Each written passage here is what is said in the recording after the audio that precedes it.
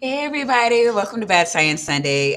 Your home for, where we take a comedic approach to discrediting bad science on the internet. Today we have with us Purple Rhymes with Orange, who should be back soon. She's getting food out of the oven. So, but tonight we're going to be doing Simpsons Predict 2025. And so if there's anybody who wants to come in and, kind of help us out with this, I have to know you. So you're going to have to find me on Discord, hit me up, say, hey, Maya, I want a link. If there's a lot, I might recycle people because I don't want like 12 people in here trying to talk. Um, but now Vandy's gone. And it's just me. This is always fun. All right, so let's where are we at? Left-handed Jedi has gifted us 10 cult members.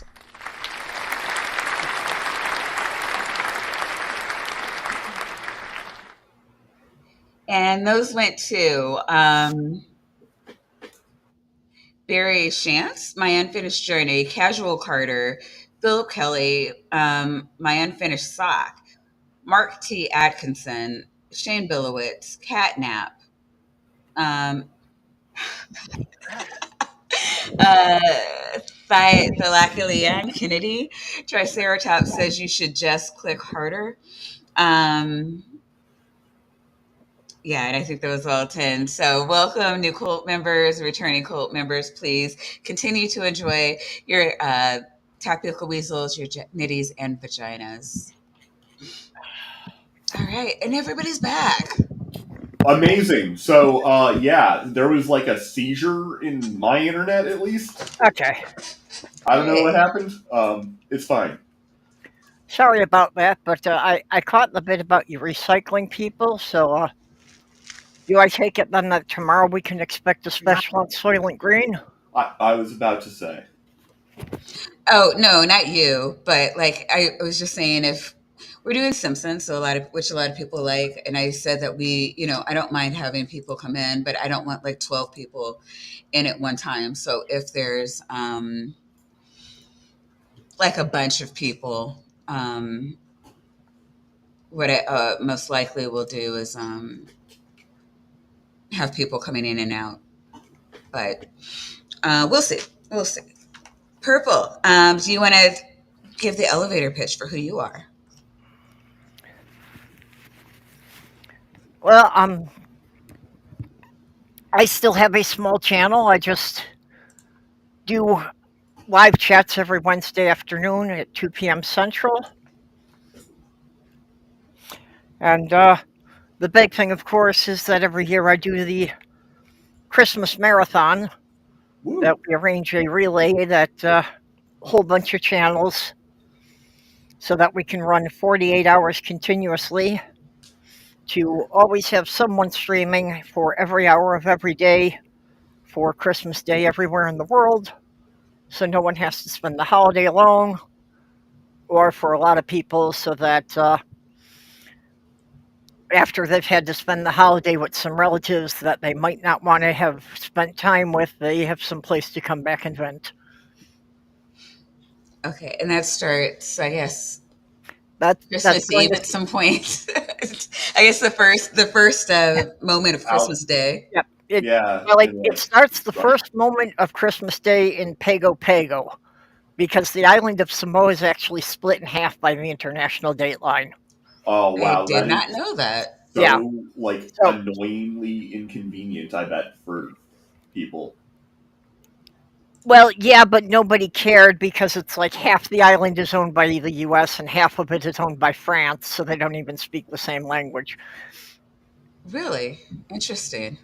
But yeah, so it will be starting at 5 a.m. on Tuesday on Christmas Eve and run all the way until 5 a.m. Thursday morning.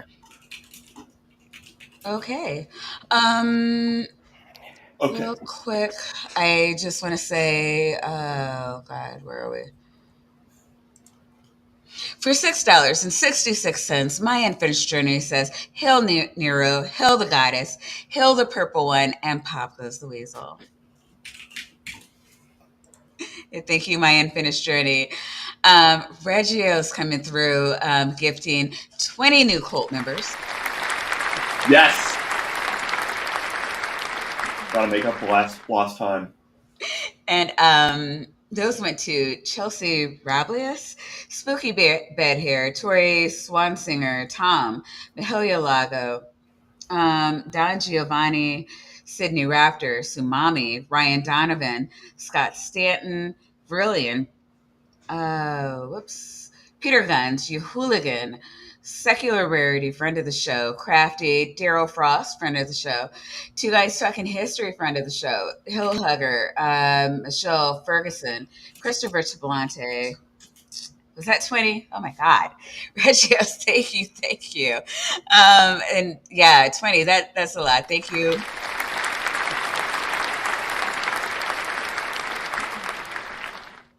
And all 20 cult members, welcome and welcome back. Please enjoy your tactical weasels, your nitties, and vaginas. That's a bingo square, by the way. Oh, yeah, we have bingo. So bingo should be, pinned to the top of the chat. Please feel free to play. You sound so enthusiastic. So, sorry, I'm so tired. You have no idea what my week has been like. Maya, you're fine. I'm not that fragile, okay? Unless it's amusing for the moment. Anyway, today's video, we're doing the Simpsons did it, okay? The South Park did a whole episode about Simpsons did it, and now we are too. This is the channel Nature Discoveries, exactly the type of channel that you would expect to randomly put out a video about the Simpsons predictions for 2025. They have 327,000 subscribers. That probably isn't a problem. This seems like a fine video to make. And it's got 1 million views. I do this every episode, so I'm doing it, but in this case, it doesn't really concern me. Do you think that they think that this is actual prediction? So I think that I want to say yes, because what I think is happening is that they're putting together things that they think will actually happen in 2025. Because Simpsons say a lot of shit, right? Yeah, but I mean, other than the aliens, what could they possibly believe? That's obviously going to happen, but... Yeah. There's 30 different things or some dumb shit that they're going to go through. I have to say that I stopped watching The Simpsons quite a while ago, so I'm not up on a lot more. Didn't you stop watching The Simpsons before it came out? No. I never watched The Simpsons, really. Yeah, I watched somewhere between the first 5 and 10 seasons. Okay, I thought you said that you saw a couple. I don't know. We were talking once, and maybe I'm thinking about somebody else. But I've seen some random episodes since then. But yeah, I'm just saying that I'm not up on all the lore. So you don't have to be up on any lore at all. I've watched in my entire life less than 20 episodes. Really? No, I've seen at least the first 10 seasons in full multiple times. So I have a lot of respect for The Simpsons. I never watched the show. I wasn't allowed to growing up. My mom had a thing about The Simpsons. It was weird. Anyway. I know a lot of parents had, issues just about they didn't want Bart's behavior influencing their kids. That was really big when it first came out. Wow. In tonight's Fact or Fiction, we are looking into yet another claim about this. I'm sorry, real quick. Peter Guns renewed his membership. He's been a cultist for 9 months. Peter Guns, thank you so much. Fantastic.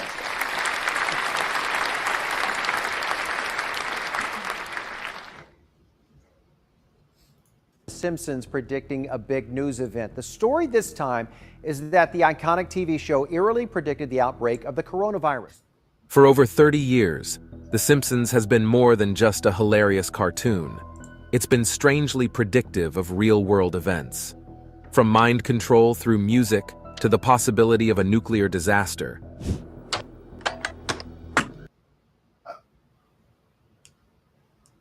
Okay. No, this can't be happening. The show has consistently mirrored the unexpected twists and turns of our world. So You could probably put this on 1.2 speed. that's fair. Now, with 2025 fast approaching, what else has The Simpsons predicted? Wake up, everybody! It's World War III. So here's the thing: if they get that one right, that's pretty bad news because I don't want to live through World War III. Well, So this is the intro. We could actually. I'm really hoping. Yep. What crazy I mean, Where you want to go? not sure, but right now he's just talking about the intro. Okay. Here, I'll just put it up to. Well, I just want to say from the start, I don't know how many episodes The Simpsons have run at this point, but they really take the scattergun approach. I mean, if you just randomly throw enough bullets out there, you're eventually going to hit something. Something, yeah. Yeah, that's true. And in fairness, a lot of TV shows have predicted World War III, so I don't know if we really want to hand that off to The Simpsons. Actually, in World War II, the British had an anti-aircraft weapon that was called the Chicken Little that worked on that principle. It just shot a whole mess of metal up into the air and hoped that a piece would get sucked through the plane's engine. I mean, it was pretty effective. Yeah, it's like using a shotgun basically with really big, stuff inside of it.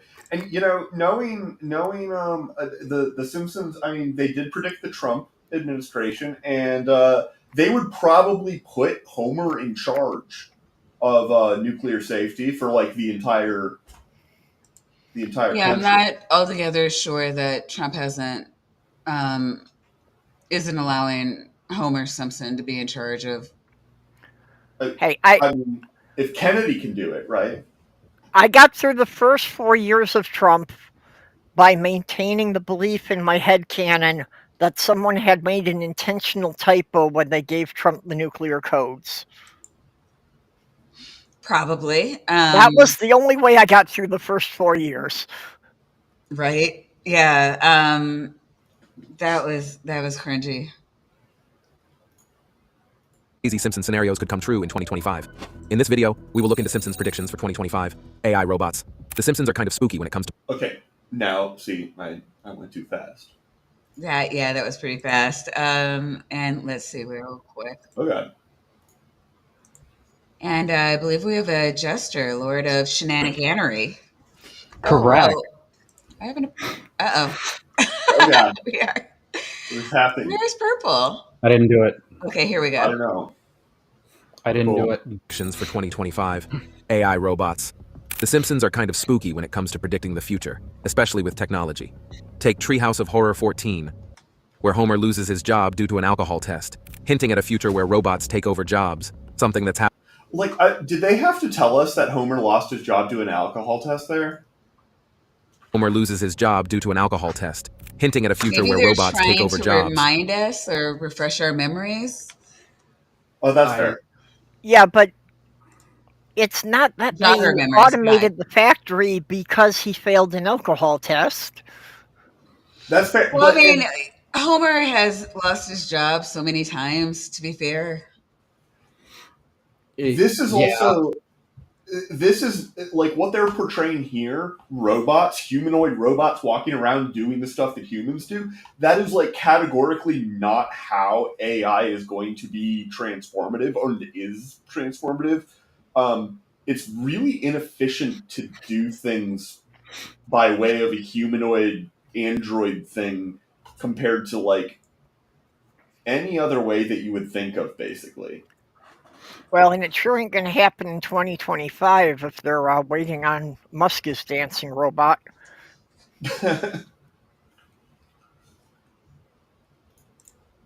Something that's happening now with AI. By 2025, robots could be doing a lot more than just assisting. They could be taking over entire roles.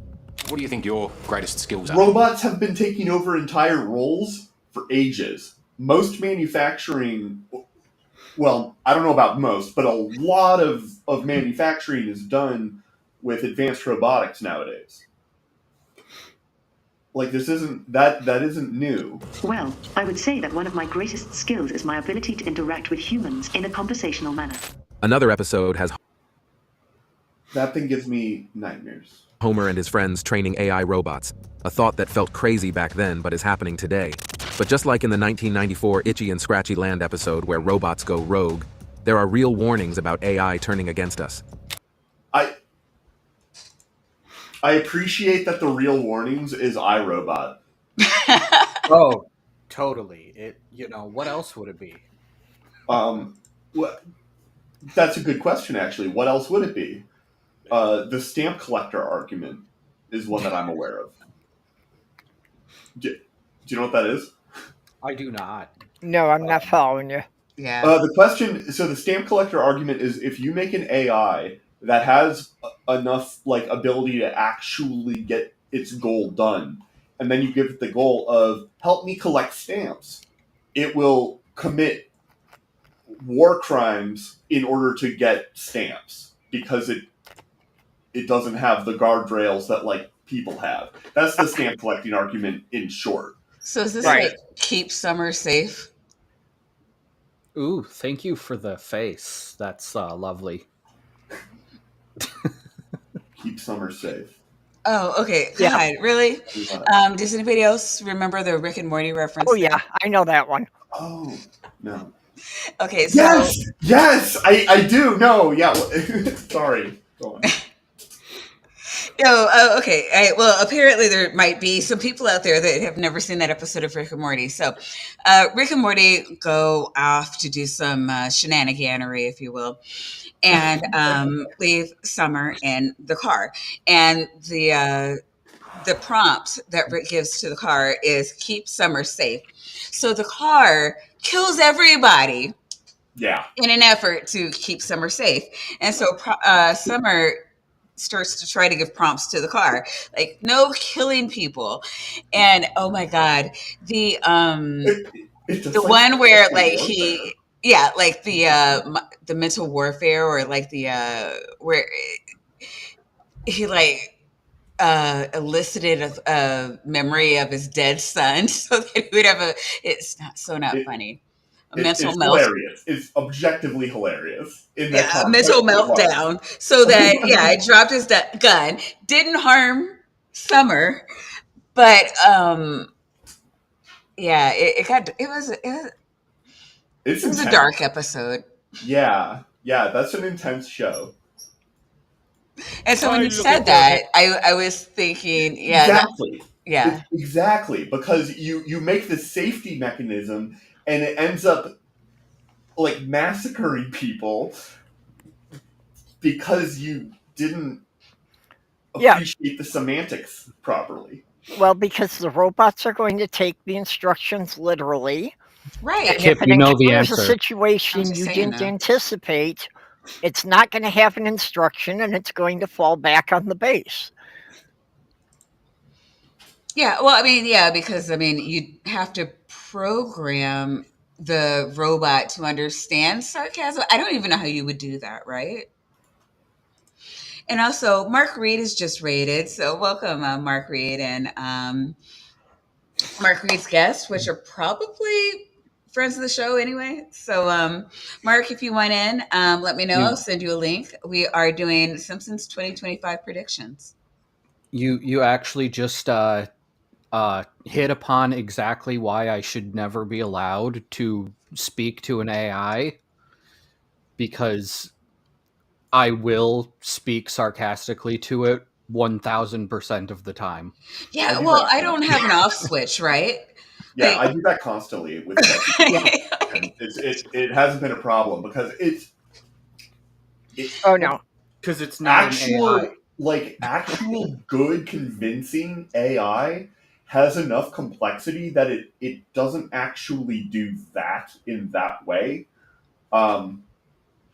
So yeah, I don't. Yeah, normally you don't have to worry about saying the wrong thing and, robots like killing all your family and friends. They don't have enough power to do that. Like if they tried to do that, Wow, it would you're make worse it. than an AI bot. Just like, Yeah. no, Maya, no, I don't. I don't have to worry about that.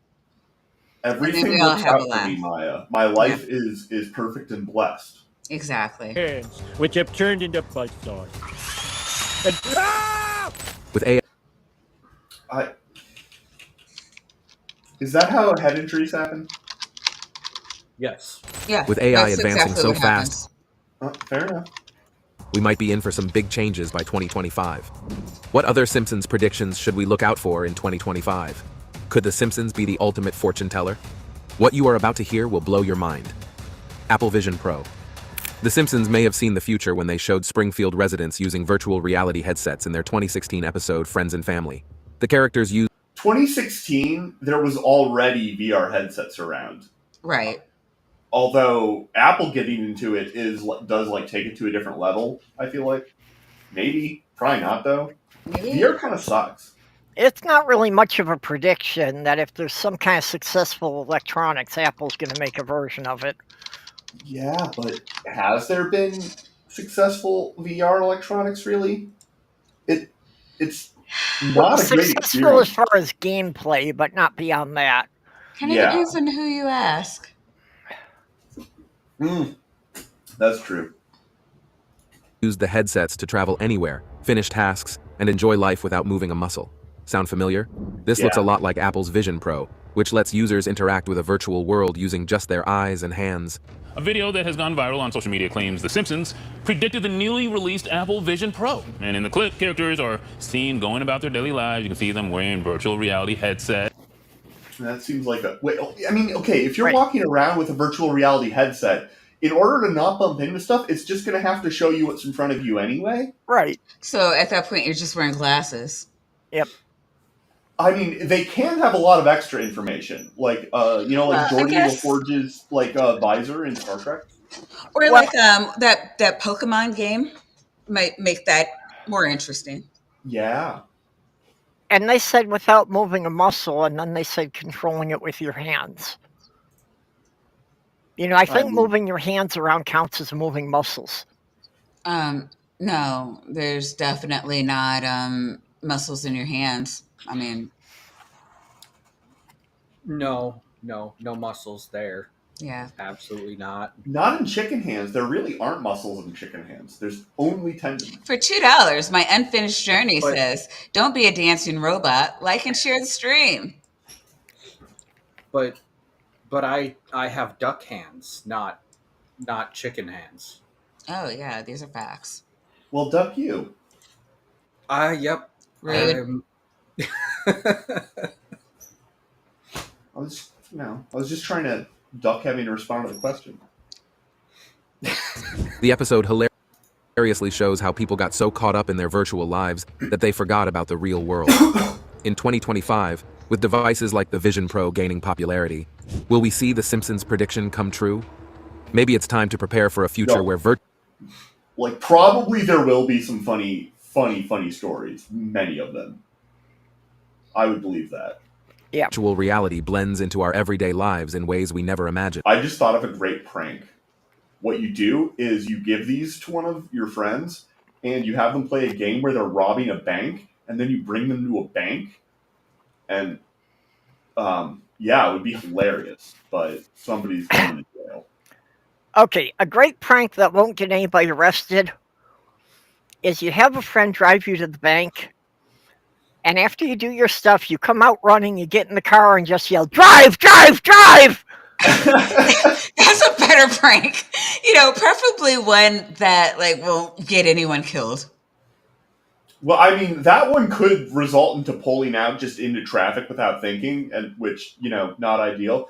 But did you guys hear about the Great Chase Money glitch last year? What? No. The Chase Money glitch, yeah. If you just Yeah. I did hear about that. I'm Oh. sorry. That was horrible. I'm sorry. Go ahead, please. Yeah. So check fraud is when you go up and you deposit money you don't have, and then you withdraw that money. It's great. Yeah, that is I believe it's a federal offense. Yeah. Very FIFA much so. controversy. The Simpsons predicted the I heard infamous that FIFA required bribery scandal. You know what? Okay. See, Oh God! Yeah, now you got him going. I mean, you just hit the play button. In the episode, You Don't Have to Live Like a Referee, How Season dare you. 25, Episode 16. The storyline shows corrupt soccer officials being arrested and highlights Hey. bribery in international. I will say, this is a pretty impressive and like fairly specific sort of thing to call that there's like just rank. Although I don't know how much of a secret it was. Everybody's known FIFA has been like a hot mess of messiness for a while, but I didn't know that before it all came out. Hi, Dr. Kip. I gotta Hey, say, everyone. hello. Hello.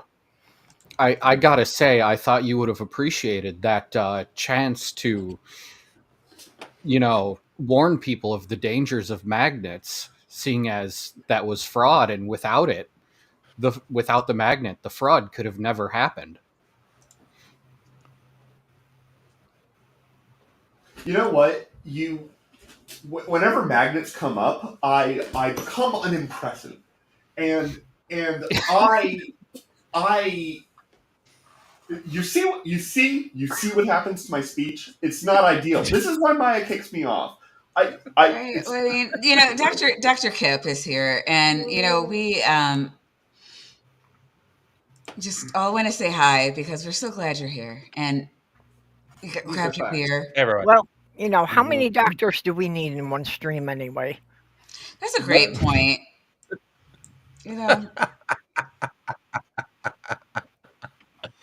Football. Okay, Interestingly, shortly after the episode aired in 2014, real-life FIFA executives were indeed arrested for corruption. FIFA, the world governing body for soccer, is under fire yet again for corruption allegations related to the 2018 and 2022 World Cup bids. Making the prediction eerily accurate. I don't know if you guys ever actually like looked into any of those stories. Some of them were like pretty crazy. Like it was some like pretty full-on like cartoon level corruption in cases. I remember hearing something about the World Cup match when it was in Brazil, but I don't remember the details now. But I think that was one of the ones. I think that was like 2018 when they wound up actually arresting some of the officials involved. Well, I think they just said actually. Officials being arrested. Season 25, Episode 16. The storyline shows corrupt soccer officials being arrested and highlights bribery in international football. Interestingly, shortly after the episode aired in 2014, real-life FIFA executives were indeed arrested for corruption. 2014. FIFA, the world governing body for soccer, World Cup. Taking a bribe while working as a referee, a humorous take that contrasts sharply with real-world events. The show's writers even depicted Brazil losing to Germany in the World Cup, though in real life, this occurred during the semifinals instead of the finals. Looking ahead to 2025, I mean, Is that this is why you don't go to The Simpsons, or maybe you do. Oh, wait. Dr. Kip, you're a Maple Lander. Unmuted. You know about soccer and some such No. nonsense. Not really. But I know enough. I know enough to know that both Germany and Brazil are really good all the time. So, I mean, One of them is going to lose to the other at some point. Yeah, It's at some a law of FIFA. Well, I mean, it's tie breaks eventually do their job. Eventually. Also, who could have predicted that the league that continuously gets human rights activists going against it for working in countries where they build stadiums to do slave labor in order to build the stadiums for their finals would be involved in corruption. Who could have ever predicted this? It's shock a and shock. awe. To be fair, exactly. This happened before that. Really? But I think everyone saw it coming, didn't they? Like that's it. Like it's one of those sorts of predictions, like Jesus predicting that the temple's going to be destroyed, or that Joseph Smith predicting the Civil War, right? It's like all you have to do is pay a little bit of attention to current events to see what's going on. Wait, I'll make a prediction, and we'll see if it comes true. Okay, tomorrow, the day will end, and why? This is the level of that prediction. Pretty close. Nope. I think tomorrow the day will end with midnight. You're both right. Given FIFA's continued controversies and global discussions about transparency in sports, it wouldn't be surprising if The Simpsons' foresight continues to resonate. Black hole. India's recent space launch might help us reveal new secrets. This is about to be quite an escalation, okay? Everything we've covered so far has been, frankly, It's about black reasonable holes. But a 2013 Simpsons episode, Treehouse of Horror 23, had something even scarier in mind. In this spooky tale, a small black hole appears in Springfield and starts pulling in objects. As it grows larger, it devours more and more, eventually consuming all of Springfield. But instead of destroying everything, the black hole transports. Yes, it did. This is exactly one of the CERN episodes. People worry about this. People really did. So some physicists were legitimately worried about particle colliders making little black holes at some point. I'm unaware of any trained serious physicist who is worried about that. It's sort of like in the Oppenheimer movie, they talked about igniting the atmosphere. That was a concern at that point. 3 weeks later, it wasn't, because they did more math, and it is categorically impossible for that to happen. I didn't realize that people were still worried about this until I talked to somebody who's pretty close to me, and he was like, is that still possible? Like, that's been kind of like bugging me a little bit. And I was like, no, that's categorically impossible. But, Okay, no. Minuscule black holes, and I'm talking at the submolecular level. Yeah. They do occur. We have to artificially create them because it's the only way to have faster than light communication between 2 points. But they're highly unstable, and they seal themselves over in a matter of nanoseconds. Well, we don't have faster than light communication, though, so... Well, actually, it exists on this planet. We just haven't told the natives about it yet. Oh, okay, right. I forgot. How do you think... This is a public stream. We're not allowed to talk about that here. Right? How do you think I turned my essays into the Galactic Alliance? Okay. Well, I don't want to get kicked off the stream again. By entities I have a more prediction. powerful than Maya. I have a prediction. I predict that next year there will be many predictions that there have been black holes created in CERN and we're all going to die. And I predict that we will cover at least one, much to the chagrin of Dr. Tapioca Weasel. I don't mind those ones. There's nothing magnetic about black holes. Ports the people and objects to another dimension. You do hate people saying that we are scientists are creating portals to hell. Wait a minute. I mean, if there is nothing magnetic about black holes, why do they attract everything metal? Doctor? Because gravity. Okay, I'm sorry to ruin the punchline of the joke, because but yeah, sorry. There is no gravity. There is no gravity, only density. Or buoyancy. God, buoyancy. Yeah. There's no way to ruin the punchline of the joke, because the punchline is Vandy. Are you saying I'm already ruined? There's no way to ruin you. No, we cannot ruin you. You are indestructible. Well, I mean, I was literally laying out the way. Never mind. Where extraterrestrial beings greet them as visitors from another realm. It's a wild idea that raises the question: could black holes really be gateways to other worlds? With space. Okay, so you guys ever heard of the movie Interstellar? This is the plot of Interstellar. Good movie. My son actually has bought tickets to go see it. It's being rebroadcast at the IMAX. Really? close by, and he got like, yeah, it's in the. He might have gone already. I don't know, but yeah, he was pretty eager to get the last ticket. I'm so old. I saw it the first time around. It's not. No. It's like 6 years. It's more than Something 6 like years. that. More than 6 years. It was at least a decade ago. No, like I It said, was not at least a decade It's over ago. 10 years old.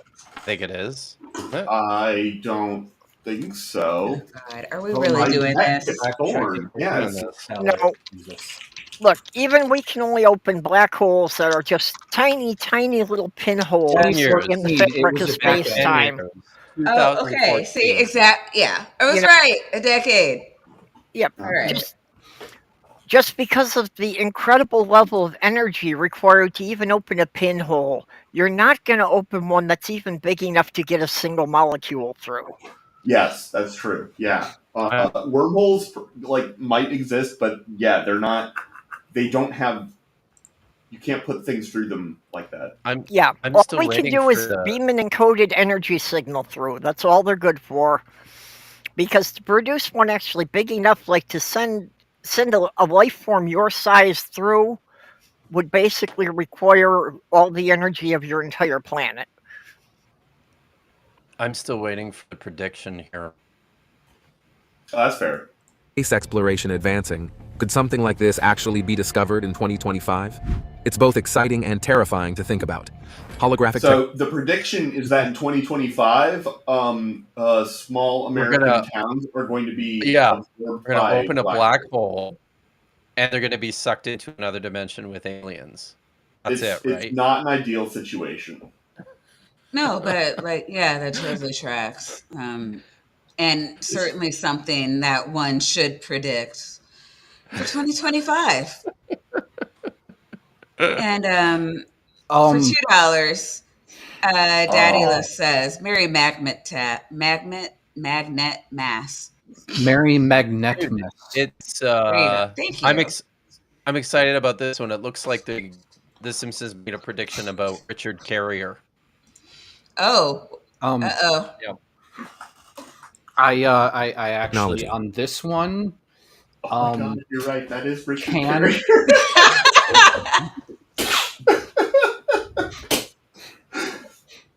on this one, can this be our fate? Please? Oh, right. Yeah, before January 20th. Yeah, please? I mean, all I it'll want be for Christmas is a black hole.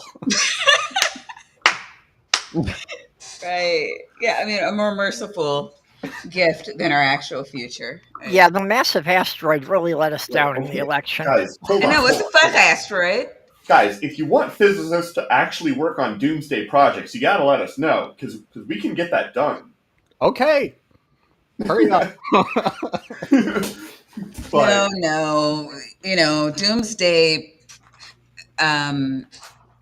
We've had nukes for years. The products of doomsday wishes are given in U.S. elections. The problem is we don't want you to do it with CERNs. Because no, they're too ethical at CERN. Well, if they do it there, the first thing to disappear is going to be all the best chocolate. You know how long you guys have been making Sir Terry Pratchett look bad?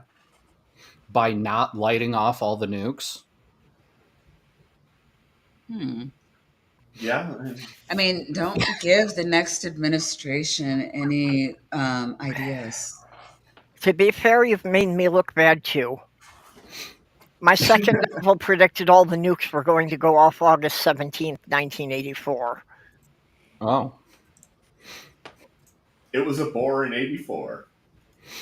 So this is exciting. I mean, I know we're not getting through the video at all, but does anybody remember that one movie? I forget the name of it. It was with Denzel Washington, and they could they actually could, but they did beam, huh? Oh, never mind, different movie. No, they beamed I don't know. It was they thought it was a video, and then I don't know. Somebody figured out how to actually go watch in the past, but it was only so far in the past. And so you could actually send messages through Um, oh, There's this been is, a few movies like that, I think. yeah. And so he ended up, I don't know, like sending himself into the past so that he could prevent a explosion or some kind of catastrophic Oh event. yeah, The the Ryan reason you're Reynolds thinking movie? Denzel Washington is because Some of All Fears, but I don't think I don't. Maybe he was also in this movie, but Some of All Fears is not. That's not the plot of it. But Yeah, I don't remember the name of this to save my life, but I mean, Well, that's maybe fair. not to save your life, but this is to save the planet. You better remember. I don't know. well, there's Okay, a new John Boyce I video want to about Independence Day, so you guys, Morgan yeah. Freeman. I don't know. If I Oh figure wait, out no. what it's called, I'll let you know. But we can move on. And terrifying to think about. Holographic technology. In the Simpsons episode titled Bart to the Future, we get a fun look into a future where holograms are used for everything, Including Richard Carrier impressions. Yes. I mean, obviously. including sending messages. The episode is funny and So Jesus is a myth, you guys. Is the message that I think that the Simpsons was trying to send. I think so. impressive. But here's the big question. Could holograms actually replace phones by 2025? Oh my god. No, that's not how any of that works. How does A it work? hologram is a like three-dimensional information encoded in two-dimensional format. It's a little bit more complicated than that, but oh god, no. Okay, but Could they become our what I main really want is the Batman wrist gauntlet phone. That would be great. Isn't that like an Apple Watch? No. I mean, kind of, but like I want the whole like forearm, so that I don't have to hold my actual phone. I can just like have it I right just there. I just like glue it to my temple each morning. Glue it? Your whole phone? Yeah, that's right. Gosh, isn't there like some ferrous material that could hold it? Magnets. way to communicate? In that same episode, there's also a scene where a mailman delivers a letter to Bart in the form of a hologram, complete with the phrase, "smell you later," as a sign-off instead of a typical goodbye. This playful take on future communication is pretty fun to think about, especially when you realize that holograms are already starting to pop on future communication is pretty fun to think. This is a Best Buy ad. What? Yeah. What we're watching is a Best Buy ad. This isn't The Simpsons. This is a Best Buy ad. You know how I know it's a Best Buy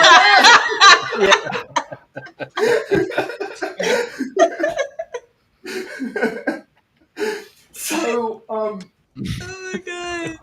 I gotta say, Maya, either you've gained a new sense of confidence, or you've learned something about the copyright policies of YouTube. Because, like, damn. Yeah, what I'm finding about YouTube is that you can play absolutely anything as long as you don't have accompanying sound. Yeah, it's all about music is copyrighted. Anything Hey, remember that time last year when like one of the videos we saw completely ripped off Raiders of the Lost Ark? Oh my god, yeah. There was like a solid 15 minutes of footage from that movie. Yeah. It made it through. Okay, no, this actually is product placement. Nobody has told you that Maya got a sponsorship from Best Buy for this episode. I mean, yeah, if Best Buy wants to, I don't know why it would do that, but if it wants to spend its last few pennies sponsoring me, I will take them. Well, because it knew that most of your audience is computer nerds, of course. I mean, and that's why I don't shop at Best Buy.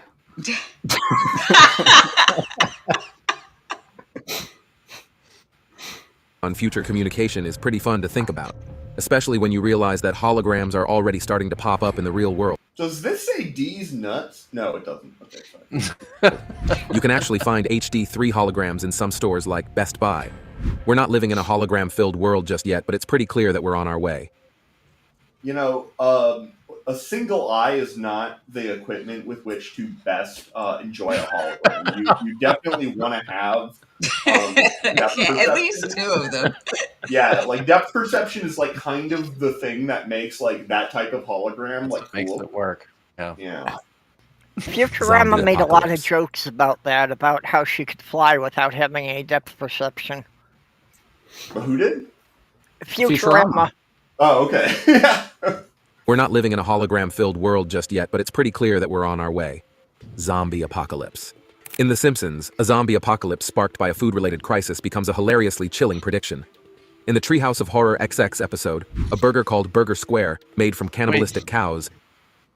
That was like a Stranger Things rip, wasn't it? Oh yeah, that's the guy. Yeah, those creatures definitely. The Demogorgon? The Demogorgon, yep. And they're predicting a zombie apocalypse. I mean, 2010, everybody was talking about their zombie apocalypse preparedness plans. How many seasons did Walking Dead last? Like 11? And when did Night of the Living Dead come out? Like 1968, I think. See, that sounds correct to me. It is not a new trope. Yeah, no, I know everybody was talking about this before 2014 because I was doing my own zombie apocalypse plans when I was in New York. I even did up designs for how I was going to refit a couple of those little skip loaders to be, like little tanks. I make like a list of people who I'm like, if there's a zombie apocalypse, my first priority is getting to them because they're a good person and will like help me out, and they'll also be well equipped. And Gillian says 1968 is correct. So, oh, nice. I actually wrote a paper, an article once about zombies, and that's I wasn't sure if I remembered the date of the Night of the Living Dead. I'm happy to see I got it right. I went into the wrong field. Hey, I also came up with a plan for endless electric power during the zombie apocalypse. Oh, okay. And apparently the movie I'm thinking about was called Deja Vu. It came out in 2006. So it says, a Deja Vu machine is built that can see into the past. Denzel Washington plays a detective who thinks it's a surveillance machine. Once he figures out is an actual window into the past, he uses it to travel back in time in an attempt to stop a bombing, which is what I was trying to say. I remember. Now I know exactly. Yeah. All right. Okay, you guys made me think I was crazy. Fuck you. Maya, I don't know what you're talking about. We never even talked about this. Somebody's not hitting the play button. Which one are you The best? Treehouse of Horror XX episode, a burger called Burger Square, made from You are crazy. I mean, it's not craziness. It's just shenaniganery. cannibalistic cows, turns out to be a deadly creation. The first person to take a bite, Kent Brockman, quickly transforms into a zombie-like creature called a muncher. What was that? Canadian ground beef.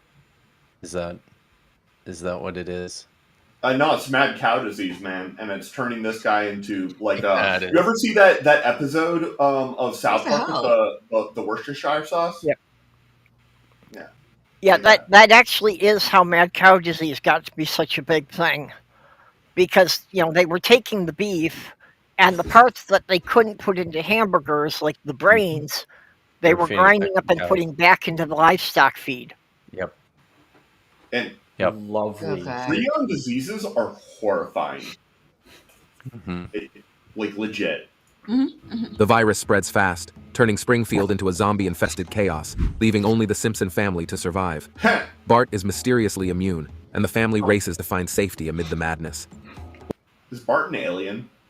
While this wild scenario is full of laughs, it also paints a picture of how a food-borne disaster could spiral out of control.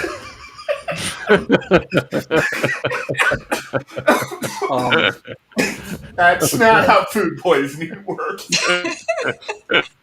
I believe it's actually Maggie that is in one of them, the daughter of either Kang or Kodos. I don't recall which. But Meg in one is of the the daughter Treehouse of of Horrors. Oh. Yes, in one of the Treehouse of Horrors, Marge had an affair. Well, was it an affair, or was it just that they abducted Marge and probed her? I believe they phrase it as an affair. Okay. It's been forever, though, so I cannot confirm this.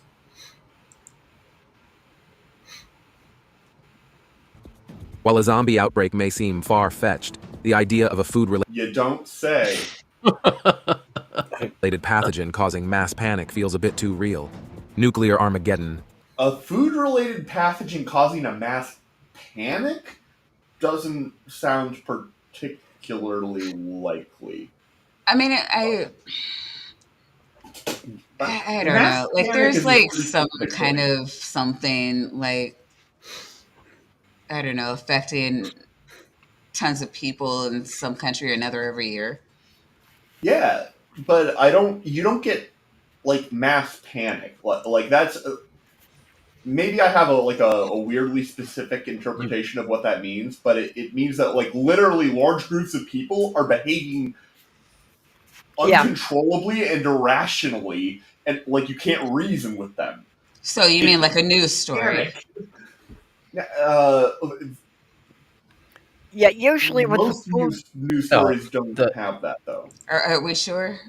With Are you sure? the Like foodborne most problem, we usually have a couple dozen people get infected and they recall the product, and that's pretty much the end of it. Yeah, that's it. Yeah, and like this happens. I still go to Chipotle sometimes, right? So it's fine.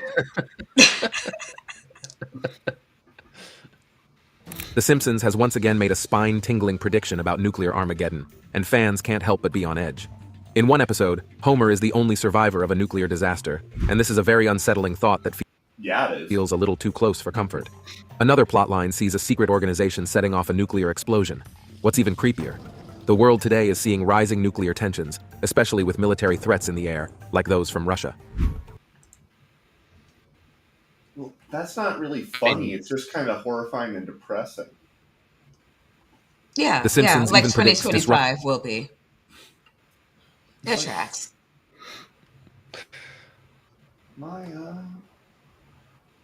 Options like solar flares or nuclear plant meltdowns that could bring chaos. And scientists today are warning about real threats, like cyber attacks on nuclear plants or solar storms messing with our tech. Did you guys hear that like Microsoft and Amazon are buying nuclear power plants? What? No, I think I missed that joke. Microsoft has purchased 3 Mile Island apparently, with the intention to commit all those resources to artificial intelligence application developments, because it's like super energy taxing, right? It's actually one of the biggest like impacts of AI is the energy consumption. And for the record, by the way, I am a huge fan of AI. I use it a lot at work. I find it extremely helpful in doing a lot of tasks faster and whatnot. But it does require like an enormous amount of energy, and I'm pretty pro nuclear. I'm not necessarily pro like Microsoft going nuclear. Yeah, I don't know. Like I that's don't know a about little that bit either. weird. But Is it really happening? Only time will tell, but this is a prediction to watch out for. Economic collapse. Imagine this. The Simpsons predicted the financial chaos of 2025, where an economic collapse has the potential to reshape the world as we know it. The show, with its knack for predicting the future, has already given us a glimpse of what this might look like. In one of the episodes, Treehouse of Horror 99, a disaster... Wow, a lot of these are Treehouse of Horror episodes. Have you guys noticed that? Like, probably a third of them. at least. Right, because they're not. Yeah, they're the non-canon episodes. Right, but When yeah, they that's where they say- get to really look into their crystal ball and tell us what's up. When they say Treehouse of Horrors 99, is that the name of the episode? Or is it but from like 99? I thought they were numbered. No, For so each Treehouse of consecutive Horror year, weren't is they? like they have like Halloween episodes. Yeah. Well, like But it's the They have holiday 99 holiday Halloween. themed episodes, and Treehouse of Horror is when they do the spooky episodes. So Yeah, you get zombies and I think the goblins. question though is, what did they do 99 Treehouse of Horror episodes, yeah. or was this Oh, just did one they that do came out in 99? 1999? Oh, at I least. don't think There's like what 37 or 38 seasons now, and they didn't start True. Treehouse of Horrors until season 2, season maybe 3, 3. right? They may have they ever done like Maybe it was the 1999 marathons of Treehouse like of dedicated new episodes? Because I could imagine one year that they made like several of them. But 99 is a lot. You'd have to do 3 per year and start at the beginning. Or Oh, for almost fuck's sake. As of 2024, there are 35 Treehouse of Horror episodes, you pedantic motherfuckers. Well, yeah, but Maya, we're all bad at math. Is 35 bigger or lesser than Where's 99? my mouse? Maya, check the chat. Yeah, You- we've you just had a have, lot of gift subscriptions come in. Blonde Bombsheller in the chat. Oh, yeah, I'm sorry. I was too busy being like egregiously annoyed. Yeah. And I got you. missed some I got you stuff. back though. So I do apologize, Blonde Bomb Schiller. Thank you for interrupting that. God damn Yep. it. So Blonde Bomb Scheller has gifted us 10 more cultists, and those went to Annoying Newsletters, BTF Wayne, friend of the show, Omnivore, friend of the show, Dr. Kip Davis, friend of the show, Bryce Bining, Super Critical Snake, DC, friend of the well, let's say friend of the show. She got us to our 1,000, so she's certainly a friend of mine. Everybody go sub to Dr. Kip, certainly, Purple, and DC. Who else do we have? Choosy Heretics, choose Carnation Revolution now. They and another thing, okay? I just want. And let's see, Captain Crockpot, Destin Tob. So, welcome, cultist. Please enjoy your tapioca weasels, your nitties and vaginas. Holy shit! A couple of people in the chat have pointed out that 1999 was Y2K, and that particular Treehouse of Horrors episode was titled Treehouse of Horrors 99. Thank you. Which Keeps clearly, yeah. Oh, sorry. No, yeah. Go ahead. Which clearly, Blonde Bombsheller was celebrating by gifting 10 because that was the 10th Treehouse of Horrors. Woo! Correct. All right. Weasel don't get no respect. Of what this might look like. In one of the episodes, Treehouse of Horror 99, a disastrous economic fallout begins when Homer's job at the nuclear plant goes south, leading to societal breakdown. Fast forward to Back to the Future, and we see Lisa Simpson as president, inheriting a dire budget situation left by the previous administration. Was that President Trump's administration? Are they inappropriately mixing individual Simpsons episodes that have nothing to do with each other? They're randomly. Yes, they are. It's good to see that this guy is about as good at interpreting prophecy as the New Testament writers were. I mean, this is AI spoken, therefore I assume that an AI wrote the entire script. You know what? We've speculated about that before, honestly. I for one welcome our new AI overlords. Look, I only welcome our alien overlords. Hey, aliens are always the answer. We need artificial intelligence. This last election proved how little of the organic stuff is left. That's fair. Get on that, scientists. Her words echo real-world struggles. As you know, we've inherited quite a budget crunch from President Trump. Could 2025 see the fulfillment of these Simpsons predictions? If history repeats itself, we might be in for an economic roller coaster. Well, I mean, the Trump thing, yeah, I mean, that is happening. So, Yeah. God. With financial disasters and political power shifts reshaping everything we know. Moving to Mars. One of the most thrilling predictions from The Simpsons is the colonization of Mars. In a standout episode, Lisa and Marge embark on a mission to build a habitat on the Red Planet. While Lisa volunteers for a one-way trip, Marge isn't too thrilled. To stop her, the whole family signs up. The show imagines Mars colonization happening before 2026, though the mission initially fails. Lisa and Marge make it to Mars in 2051, but in a surprising twist, Lisa decides to move to Venus instead. That's a bad idea. Yeah, I think that's... Venus is like cartoonishly unlivable. Genuinely, it's kind of crazy. What is the surface temperature of Venus? Well, a lot of metals melt. Yes, the Russians landed a probe on Venus, and it melted in like 7 minutes. Yeah. Oh no, they did. It was like 4, and that was like comically bad. So it's 870 Fahrenheit. I wasn't sure if it was Fahrenheit or Celsius. I knew it was like in the 800s. So what is that? I don't know if a lot of metals melt, but any plastic is long gone at that temperature.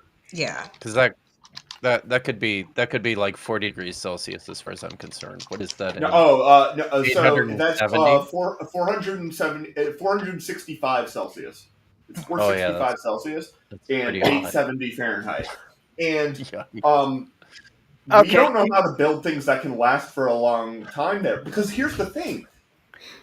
Everything that we can do that like will last and can withstand those temperatures generally can only withstand it from like one side or for a certain amount of time, because you have to like pump out the heat and put it somewhere else.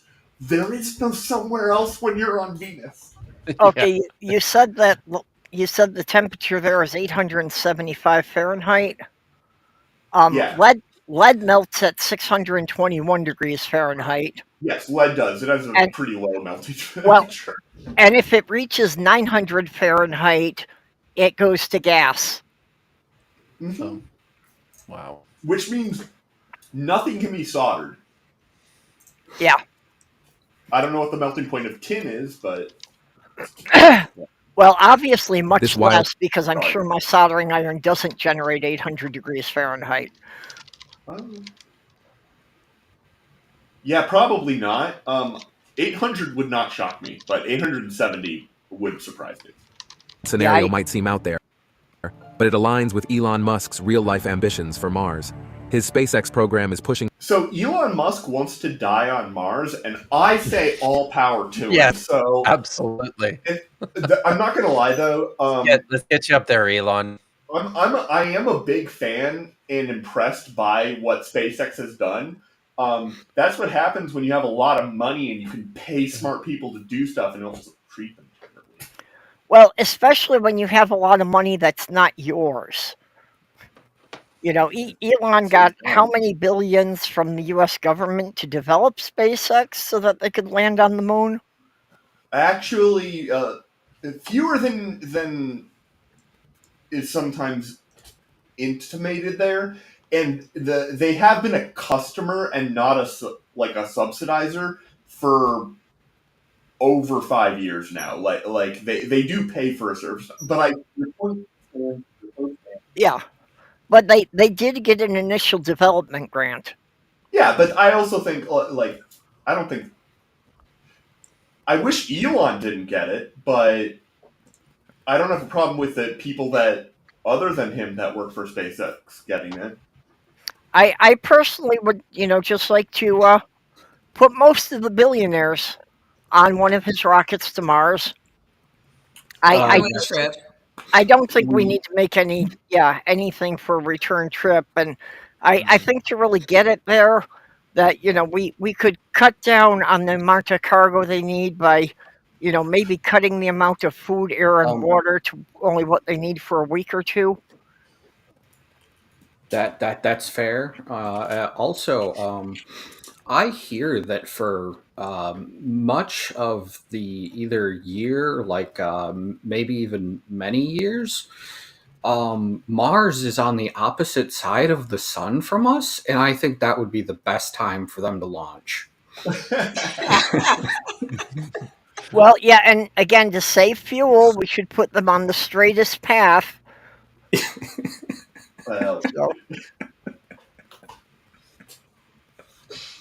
For $2. For space. Sinister Porpoise said, sad about Y2K? Don't worry. There's a 2038 problem. So, the 2038 problem, if people are interested, is a problem that stems from the fact that Unix and so UTC is like a thing that we've all heard of. And what is it? Is it coordinated universal time? But then it's probably in some European language where they have the letters in the wrong order. I wouldn't know. I don't speak French, but I actually think it's unified time code. That could also totally work. So basically all clocks in computers run off of the number of seconds that have elapsed since January 1st, 1970, and they do it with a number that has a certain amount of space in the code, and it's 32 bits. And you're going to run out of space in 2038, and that's what Sinister Porpoise is talking about. It's horrifying, and planes are going to fall out of the sky. Yeah, that'll totally happen. And there's just no way nothing matters because we'll all be dead by then. How to solve that problem in the next no way how to solve that problem. 14 years? No. Why did I? Oh, I did the wrong thing. Like I always did the wrong do. thing. So dumb. Sorry, Maya. It's your fault. You chose a terrible co-host.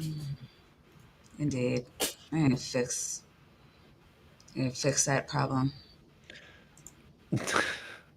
Space travel and aiming to make Mars home for humanity. In fact, many have already applied for this mission, eager to make this space dream a reality. Hover cars. We have hover cars. They're called helicopters. 2005, The Simpsons. I agree. And this always fucks with me because I'm just like, we're not getting any fucking hover cars. Like, stop trying to make fetch happen. Like, we have enough problems with people dying on the ground. Like, can you imagine just Bubba thinking, I could make it. I have enough gas and falling out of the goddamn sky. We're not. That literally happened to a flat earther. It did. And it was horrible. It was fucking horrible. Stop it. And look, it's just, we're not getting them. Get your aviation license and do something else. We're not getting fucking on a taxiway like Harrison Ford. Well, you don't need an aviation license. They're going to have drone taxis that are AI piloted. They already have prototypes flying. Would one day use a machine to look into their future. In this vision, Marge leaves Homer after he spends all their money on an underwater house and a hover car. The hover car, though a bit bumpy, takes them through a quantum tunnel, and the scene feels pretty futuristic. Then, in a 1992 episode of ** Itchy and Scratchy Land **, we see an older Homer and Bart walking down the street, passing by a hover car on their way to the cinema. By then, hover cars have become as common as any other mode of transportation. Fast forward to today, and while hover cars are still a dream for most, The Simpsons might not be too far off. They're pretty far off. In other episodes, Bart and Lisa cruise around the city in hover cars, showing us a future where they're the primary. What is this? What is on the screen? I don't recognize this particular graphic. In other episodes, Bart and Lisa cruise around the city in hover cars, showing us a future. Is this is it a movie? No, it's just an AI-generated promotional thing from this company that claims that they're going to build hover cars. Oh, see, man, if I went into grifting, I would be worth so much money now. Yeah, I We're keep there, saying that I'd have a lot more money if I could get my ethics surgically removed. He's just saying though.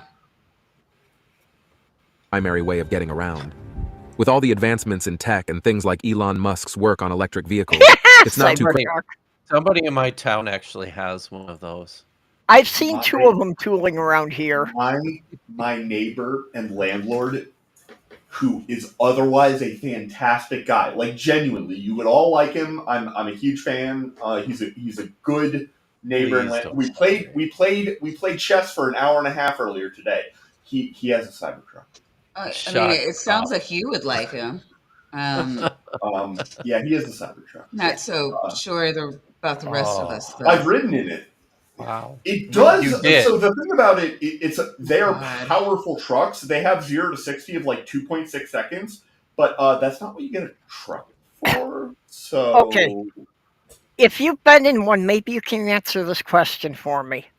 I've always wondered, the roof peaks at what appears to be the back of the driver's seat and then goes lower. So is there actually enough headroom in the back seat for an adult, or can you only put children back there? No, it looks like there's plenty of room. It's actually pretty roomy inside of it. Well, I didn't know how high the ceiling was if somebody could sit in the back seat. So the Cybertruck is a pentagon, as we all know. People call it a triangle. It's not. It's a pentagon, okay? Because you have to include the two end pieces. Yes. And the top triangle of the pentagon actually starts fairly high up. So it's okay. There's a lot of things about the thing that are like kind of cool, but like. So it's a pentagon, so it was specifically designed for casting hexes in.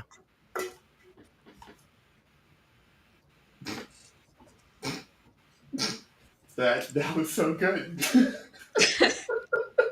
Well done. Crazy to think we might see hover cars by 2025. Could the Simpsons have gotten this? We will not. Yes, we will. They're called helicopters. Right? Let's wait and see. Also, you can get like an auto gyro or something. Auto gyros, you can fly them. They literally require no power. I'm a physicist. I tried for like 2 hours to figure out how they work. No idea, but they do work. A guy got arrested for landing on Washington Mall with one of them. Autonomous vehicles. An auto gyro? Yeah. I don't know what that is. If you have a little bit of wind, they are small little personal vehicles that if you have a little bit of wind, you can literally take off and you can fly without power. It sounds like magic. The physics does work, but it's a little tricky. I didn't know they didn't need power. I thought they had some kind of motor in them. You generally would put one on so that you can take off and stuff, and also so that if the wind conditions suddenly change in an unfavorable way, because but they are real things. It's crazy. In The Simpsons, self-driving cars take a turn for the worse in the episode Baby You Can't Drive My Car. While self-driving vehicles are a huge leap forward, this episode shows how things can go wrong when technology doesn't work as expected. Homer and Marge end up in a self-driving car, and Homer gets confused about how to steer, only for the car to continue moving even when he needs a bathroom break. It's an unsettling thought, right? In real life, we've seen the development of self-driving cars, though they're still a work in progress. Companies like Tesla and Waymo are making strides. Self-driving cars are about as efficient as the one that Homer is driving. Oh, I heard a wonderful thing about self-driving cars.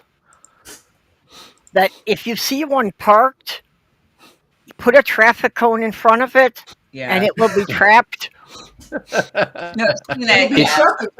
turns it into a unicorn. Like to be fair,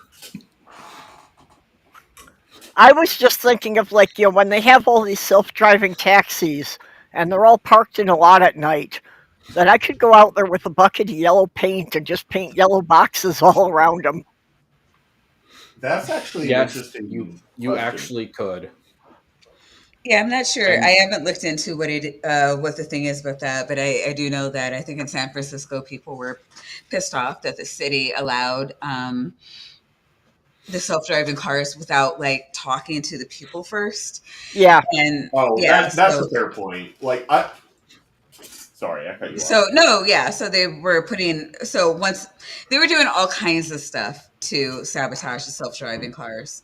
Yeah. And that Well, was I one of the mean, if they're on the road with nobody monitoring them while they're going, they're right. clearly a public health hazard, public, you know, Oh, that's not a thing that happens. They're not doing that. They're like allowing them to be used, but they always still need a driver, as far as I know, even in San Francisco. Not the ones where Challenges. they're with the cones, because otherwise, I mean, yeah, what you're saying would make sense because otherwise you would just have the driver get out, remove the cone, and the car would begin to drive again. However, the cars don't do that; they sit there yeah. and block traffic. There are like 3 cities that have allowed test projects for self-driving taxis. Yeah. Huh. Okay. Yeah. Fair enough. I But withdraw my one of the statement. big problems I see with the self-driving taxis is if the person before you pukes in it, there's nobody to clean it up before it's sent out again. I mean, Yeah, I mean, if you, in fairness, if you own a self-driving car, you are required to be alert and awake and all the yes. things. Like I've driven. However, if a billionaire wants to pay off the city by testing self-driving cars at the expense of civilians, nothing. Well, okay, so I live in the city where that would happen. Uh-huh. And I gotta say, I'm not worried about the Teslas on the road. I'm more worried about the people. I've never had a Tesla do a thing that made me feel even momentarily like freaked out. A self-driving Tesla They're with not no driver? self-driving. You're right. They're not fully self-driving, but like I mean, I've never had any example. It's a technology in its infancy. I am firmly of the belief that it will absolutely become safer to have this done by computers. I really am. Maybe Oh that's yeah, a minority opinion, but I think that is just the reaction time, the amount of data that you can give them if you put a bunch of cameras around and you figure out the kinks.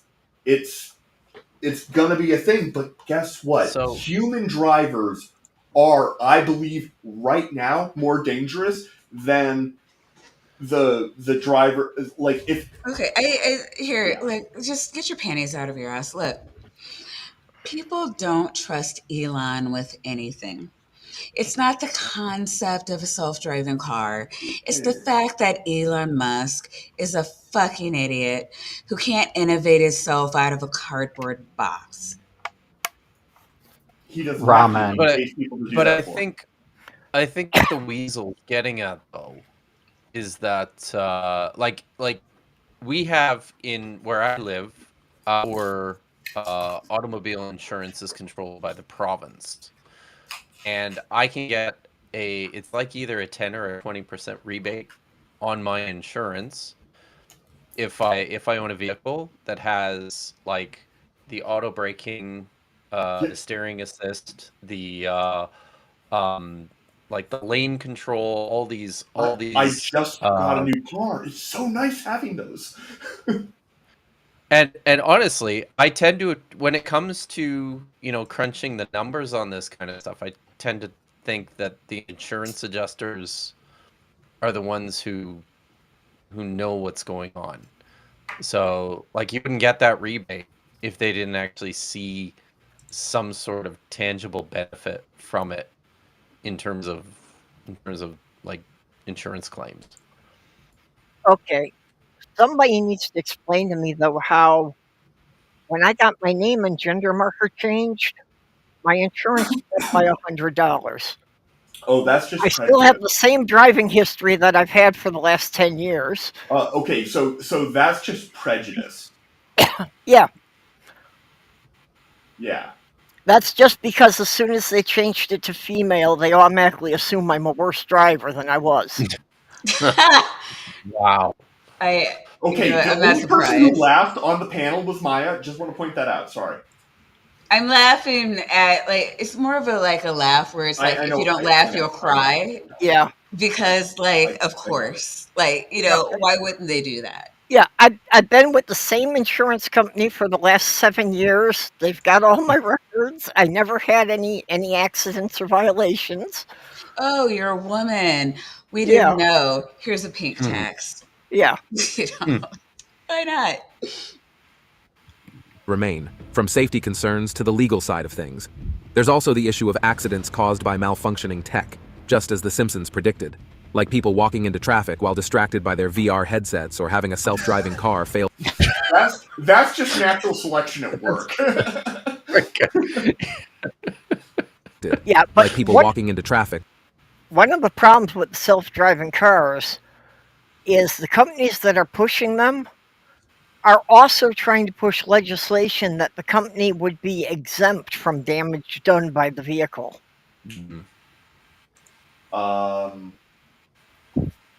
Yeah, okay, no. Basically saying that you couldn't sue the company if they run over your partner. Yeah. While distracted by their VR headsets or having a self-driving car fail to stop in time. But all of these problems will be solved just in time for 2025. And we will get to fully see autonomous vehicles on our roads without major hiccups. Curling gold medalist. In 2025, The Simpsons' prediction about curling will be even... So we've gone from self-driving cars. What was Thylacolian Kennedy responding to there? Hold on. I know that comment that you just showed on the screen was probably from a bit ago, but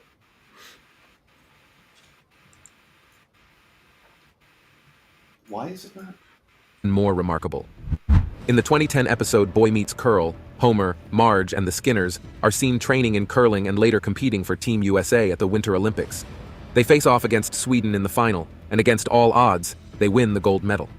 The episode aired with this fictional storyline, but it turned out to be eerily accurate. Fast forward to the 2018 Winter Olympics, where the US men's curling team made history by winning their first ever Olympic gold medal, beating Sweden in the final match, just as The Simpsons predicted. The team, led by John Schuster, became national heroes, clinching the gold in a dramatic 10-7 victory over Sweden. Okay. This win went viral. Is that true, Americans on the panel, that the 2018 U.S. men's curling team are national heroes? Some of us are just finding out about this right now. They were heroes to the 0.3% of the American population who knows what curling is. I think that number's high. I have bicep weights. I know what curling is. Don't worry. Right. You won't find curling in my search history 5 minutes ago when I had to remember what it was. How many of you guys have actually curled before? Anybody here actually curled before? It's a Canadian national pastime. No, I have not. I've always wanted to. Yeah, I've wanted to try it. It looks like a cool. Hard. Yeah, well, because these stones are huge, and you have to know exactly how like the fractional precision is not small. And then you got the brooms. It sounds like, from a physics perspective, it sounds like a fascinating sport. I'm just saying. Like this because the way this works, right, is that the ice is not smooth, right? The ice is actually pebbled. So, and that's why you can kind of hear the rocks sliding down the ice too, because it's not a perfectly smooth surface, and that's why when you're sweeping in front of the rock, you're actually reducing the amount of resistance by leveling those dimples on the ice as it goes. So it's very much about it's pretty cool. I also thought about how it makes little flakes and stuff, and those flakes can then get caught under the stone and act as like a glide pad, because you know how like if you have ice, that's Yeah, bad. you are. It's slippery. Fuck. But if you have ice with a little bit of fresh snow, that's way worse. I just have to say I also did curling in phys ed.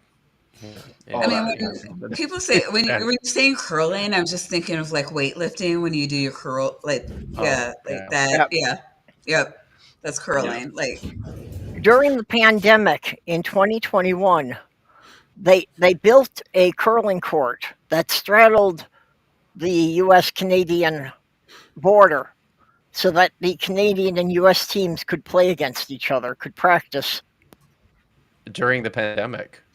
Yeah. Nice. That's like awesome. Wow. Match, My just as the grades Simpsons will predict. just like to do weird stuff, so they had a curling set. Nice. I'd love to try it. It's fun. The team, will led by Canadians John do Schuster. anything on ice? What? Will Canadians do anything on ice? Pretty much. Yeah. I mean, it's, in many places of the country, that's all there is on the ground for, huge amounts of time per year. So, Well, see, this is why I keep saying that Canada should annex Minnesota. We're basically little Canada as it is. I mean, honestly, when I think about like, is this person Canadian? I'm like, they do sound kind of Minnesotan. Yeah. I need you guys to all watch Canadian Bacon and learn the lessons that we need Canada to invade. I would welcome our new Canadian, possibly AI overlords. I did learn this last week from your incoming president that apparently a lot of people in this country are just waiting for you guys to annex us. It was news to me. Oh, right. Oh, no, I'm totally, I've definitely been like, we should just take over Canada. Sorry. You leave, get the fuck out of here. Okay, my idea for Canada to annex Minnesota is not something I took out of thin air. In like 1985, there were a bunch of classified government documents from Canada that were declassified. And in that, somebody actually found a plan that Canada had that if the U.S. ever did anything aggressive toward Canada, their plan was to send a division of tanks down to capture St. Paul and annex Minnesota. That's what they had on the books for 50 years as the retaliation. Wow. That's wow. That's bold. Considering I'm not even all that confident we have a division of tanks. You do, although there are a lot of things on the books that are just there as red herrings. So just know that. Okay, my alternate plan, if I can't get Canada to officially annex Minnesota, I just need a much bigger crew of people, and we're going to go out there at 2:00 in the morning, and we're going to move the border checkpoint 300 miles south. Apart from the drives having a much longer, apart from the guards realizing that it takes them a lot longer to drive home the next day, no one will know the difference. I think this plan is flawless, and I will happily come do that as long as somebody can help me pay for my car,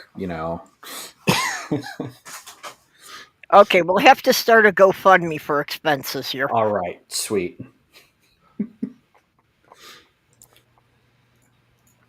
Led by John Schuster, became national heroes, clinching the gold in a dramatic 10-7 victory over Sweden. Yes! This win went viral because the U.S. had never won Olympic gold in curling before. Yes! And the match became one of the most memorable moments of the 2018 Games. USA! So memorable. USA! USA! Yes! The floor of the big board, the U.S. men's curling team, John Schuster, Tyler George, Matt Hamilton, John Landsteiner, and Joe Polo. Schuster and his team faced a lot of pressure, but they pulled off an incredible victory, cementing their place in Olympic history. Who made this video? Right? Robot, This is clearly. such an interesting thing to put in this video.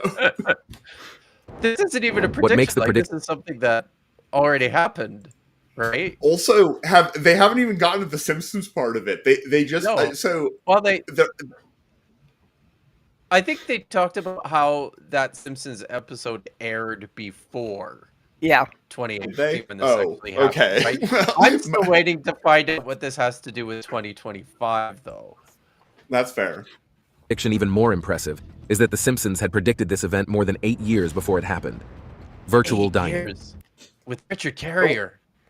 I think it's reminding us that Simpsons has made predictions that came true before, and I don't think any of the people on The Simpsons have ever said that they actually were making predictions. They said it was fun. Yeah. That they were taking trends and just Or even just absurdities, right? Because that's that's what the Trump prediction, the so-called Trump prediction was. Let's think of the most ridiculous person we can back here in 1998 or whatever it was, and make him president. The idea of the Simpsons making Trump president was they thought it was so outlandish that how could enough people be that stupid to let it happen? Exactly. Right. Exactly. It's on that level. In one unsettling Simpsons episode. Sorry, I just have to point this out because Chris posted this a couple of times. His nickname for Richard Carrier is Dick Holster. Dick Holster. Jesus. The show takes a futuristic dive into virtual reality. While they might not have predicted the exact rise of VR, they definitely saw its potential dangers. Set in 2030. Wait a minute. All that stuff about the curling was just about this one time they made this, very, very loose. They made this storyline as something approximating it happened after the fact. It has nothing to do with 2025. That's why I was saying I think it's just to remind us that they've made predictions that came through. Of course. Okay. Yeah.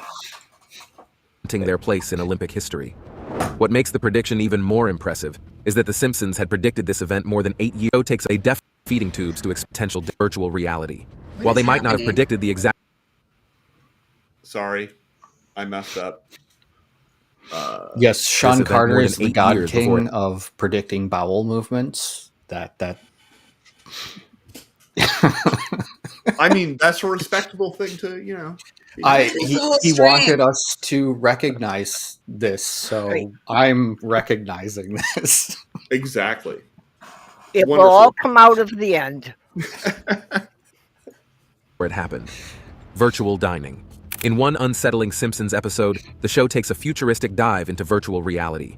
While they might not have predicted the exact rise of VR, they definitely saw its potential dangers.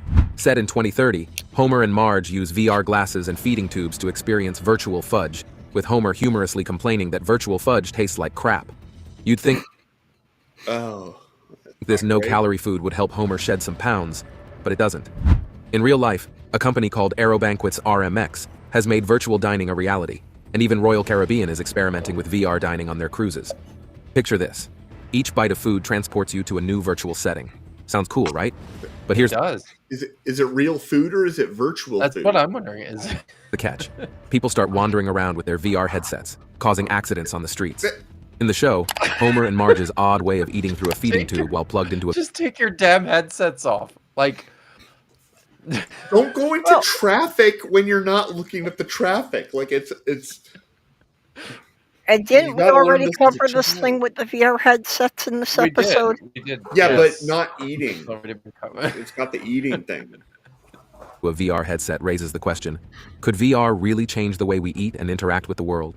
Sure, it sounds fun and futuristic, but as the episode warns, too much immersion in virtual worlds might lead to people losing touch with reality. So could this be the future of dining and living? You're right. This is just a total recycle of the first one. Well, it seems like we're already heading that way.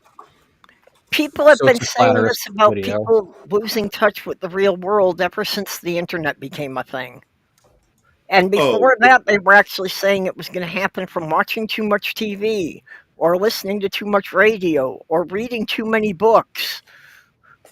Yeah, this is a prediction that they've been making every 20 years for the last 500 years. Only about technology. Before they had technology to blame, they just did it all the time. Like if you read the like Greek, philosophers and stuff, they complain about the kids these days. Yeah. Every generation blames everything on the younger generation coming up. Large-scale environmental disaster. Who remembers the Simpsons movie from 2007? You know, the one where... I do. I never watched it. I think I did watch it, but I don't... I enjoyed it. Yeah, I saw this one. I was Homer already not watching it because The Simpsons had already tanked in what it was. So I was just, oh, look, The Simpsons is trying to do a movie way too late. Well, I mean, think of it this way. They're still around, so at this point, that's firmly in the middle of their, life. The Simpsons is not going away. No. How It's an institution. Are they all? I mean, does anyone know? Are the main characters all still voiced by the same people? Yeah. Not all of them. I know, there was the big one. I wanted the Quickie Mart guy. Why can't I think of his name? Hank Azaria. Hank Azarian did him, and everybody had an issue with it because they had an issue with the character being so fucking racist. I think the character went away. But I think Hank Azaria is still... he's still voicing people on there, right? But none of the Dan Castellaneta and I think the core family is still all the original actors, which is insane if you think about it. That you've been that's what I was thinking of the main family. 38. Did they? How long did they say? Since 1990. What's her name? Yeah, it's insane. Well, if it's from 1990, would make it 34. 34 years doing the same voice acting gig for 34 years. If you really want to see something cringe, Nancy Cartwright, who does Bart Simpson, still posts videos where she reveals to people that she's the voice of Bart Simpson, and most of them, people just kind of look at her with a polite, sure, cool, and some of them you can clearly see don't know who Bart Simpson is because he's become so irrelevant. Oh my god. No, I mean, if you're going to be a voice actor, you have to have the same genitals as the cartoon character. Except for Nancy Cartwright. Yeah. Manages to dump a ton of pig poop into spring. I did Google this, and it says that, yes, most of the voice actors from The Simpsons have been the same. Since the show premiered in 1989, some voice actors have left the show, including Pamela Hayden, who voiced Milhouse and Jimbo Jones, and Marsha Wallace, who voiced Edna Krabappel, and until her death in 2013. Edna Krabappel got retired by her voice, as well as that's what happened to, I forget her name, Mrs. Flanders. Her voice actress died, and that's why they. Oh, I didn't know that. Yeah. Okay. Is that why they killed the character on The Simpsons then too? Yes. Well. Oh wow. Yep. They have a strange sense of humor. Right. No, actually, I think that's appropriate though. Yeah. That, if the original actor dies, it's better for them. Just somehow remove the character from the show. Yep. Springfield Lake, kicking off an environmental crisis of epic proportions. Naturally, the government steps in and wraps the town in a gigantic bubble to quarantine the disaster. A bit over the top? Sure. I mean, yeah, that's how that would work. But the whole environmental mess? Well, that feels a little too close to home, doesn't it? Fast forward to 2025, and there are predictions of climate change right in our faces, rising sea levels, extreme weather, wildfires, and all that good stuff. While a bubble over Springfield might be a bit too extreme, it's not too far-fetched to imagine how these kinds of disasters could lead to huge real-life problems. Wait. Take a look at cities like... Well, yeah, but will they lead to quarantine? Like, if they lead to quarantine, then boom, like, you're on to something. But if... And they can't be a disease. Like, a disease is not... Yeah, it has to be like a toxin. Yeah, well, this is because, one person did toxic dumping in a lake. This has nothing to do with more severe hurricanes. Well, not with that attitude. Like, you never know what the government's doing. Okay, unless maybe there was a goddess, who was hanging out in the lake when he dumped it in there, and they pissed her off, so she started conjuring up hurricanes. That's the only way to make a connection for this. Yeah, Maya, what were you doing at this time? But I can't reveal the what happened at all the goddess meetings. I'm gonna have to plead the fifth or some shit. Fair enough. Miami and New York, which are gearing up for flooding, or California, battling constant wildfires. All this stuff may get worse in 2025, and it looks like we might be heading towards some... Yeah. Actually, 2024, as far as wildfires have gone, at least in my area, they've been not as bad. Yeah, it was not a bad year up here either, but it was very, very wet, right? Well, hurricanes for the Atlantic coast states have been getting worse and more frequent for at least the last 10 years. Yeah. In case nobody noticed, the giant fist of a hurricane that flew across the East Coast. Oh, yeah. Or the West Coast this year, hitting 2/3 of America. It wasn't very powerful, but that hasn't happened in a very long time. Yeah, you don't tend to get them very much in that ocean. Did I get hit ocean. by a hurricane this year? I live near San Jose, and sometimes we get weather, but it's never bad, so I don't worry. I guarantee there will be many hurricanes this summer. Did you know that I was actually in Florida when Hurricane Helene hit back in September? Really? Yeah. So I was in Orlando, and I was actually a little bummed. My mom was texting me and freaking out about the fact that I was in Florida and there was a Category 4 hurricane on the way. I don't know why your mom just wasn't freaking out that you were in Florida, period. Because it's probably not that bad. Come on. Well, I don't know. But, I mean, Floridians are really fucking stupid. I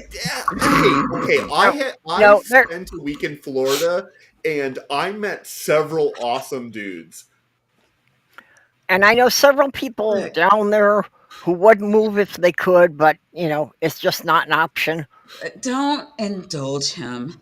I keep telling him that he's got to stop showing his ass every time somebody smiles his way. Look, shysters are nice to you. It's kind of how you know that they're grifting. There were a couple of bears at the local tiki bar. For fuck's sake. Just hit the play button, God. Serious environmental consequences unless we start taking action. Solar automobiles. In the Simpsons episode Paths to Glory, Lisa builds a solar-powered car to race in the alternative energy derby, only for a massive blimp from Duff Beer to block the sun and stop her just before the finish line. Oh. Classic Simpsons comedy, right? Hey, can I just say, well, I just noticed that Kentucky Atheist is here, and I just want to say that I have not forgotten that you emailed me. So I promise I'll get back to you one day. That's funny. No, yeah, Joe's been here for a while. I saw you say hi about an hour at least ago. And Dr. Hip has been ignoring you all of that time. I'm terrible. Yeah, because it's terrible. Really bad. Yeah, doctors come on the show and they become bad people. But here's the kicker. In That's how I 2025, became a solar bad cars person. Yeah, I mean, it explains everything about me. could actually become a reality. Companies like Tesla and Lightyear are pushing forward with solar-powered vehicles that could reduce fuel costs and carbon footprints. Sounds like a win, right? But just like Lisa's race, the journey won't be smooth. Big corporate players like those in the fossil fuel industry might throw some shade. Again, this is not a prediction. Right? I don't remember what year it was, but before I had the internet, there was a solar car race across Australia. Oh, that was a big deal. That's cool. Yeah, so that, that was like That was like an 1990 annual, something. or maybe it wasn't annual, but there were a few of them. There was more than one. Yeah, but I remember reading about one of those in, like one of the popular science magazines in like the early 1990s. Yeah, I feel like I remember having like a class about it in like the very late 1990s when I was like 7. Yeah, so this isn't a prediction. This is, something that the basic idea was there over 20 years ago. I mean, I guess it's a prediction if you're a dumbass AI. Yep. Also, Shade, how long literally. Hot Wheels had solar cars in Oh, there? I remember that. Right? Like that was one of my favorite cars to race as in the PS2 era games that they did. And guess what? Hard. All of the little robots that we've sent up to Mars to die were all technically solar cars. Okay, yeah, you're right. Yeah, I remember the one that oh my God, what happened? When aren't they all solar powered? Yeah. Yeah. Yeah, and they have had problems that, like, after a bad sandstorm, Right. the solar panel gets too covered and they need a way to clean it off. Mm-hmm. Otherwise, it's not, getting enough power to be able to move again. Right. Yeah, I remember one got stuck on like the I don't One know, got like stuck inside a crater and it took like a week for them to figure out how to drive it out. No, it wasn't necessarily that. It was like it got stuck on like the it was dark and I don't know what happened, but like it had to power off because it like couldn't. I don't know. I'm sorry, it's Dark late. and stormy night. Now, China has one up there too. And I just think it would be cool if the Chinese one and the US one could meet up just a handshake on Mars. That would be cool. I mean, it would be completely symbolic, but I think it would be a really cool thing to do. Oh, okay. Shouldn't put purple up there. It's not working for me. All right, there we go. Let's go. Get the idea. Still, solar cars are inching closer to reality, and by 2025, you might just be cruising along in a car that's powered not going to be enough surface area by nothing but the sun. I don't think. Baby translator.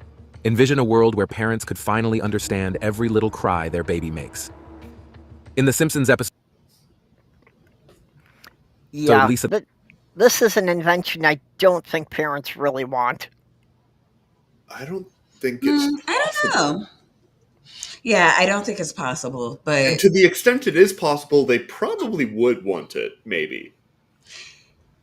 I think so. I'm sorry, go ahead. Am I still here? I'm sorry. Yes. Maybe. Okay. Yes. Are you I still ask here? this question all the time because mine takes me all the time. Both my monitors just flickered and it scared the crap out of me. Oh, that's probably because you're getting, invaded by aliens. It's always aliens. But they're my. But I own the aliens.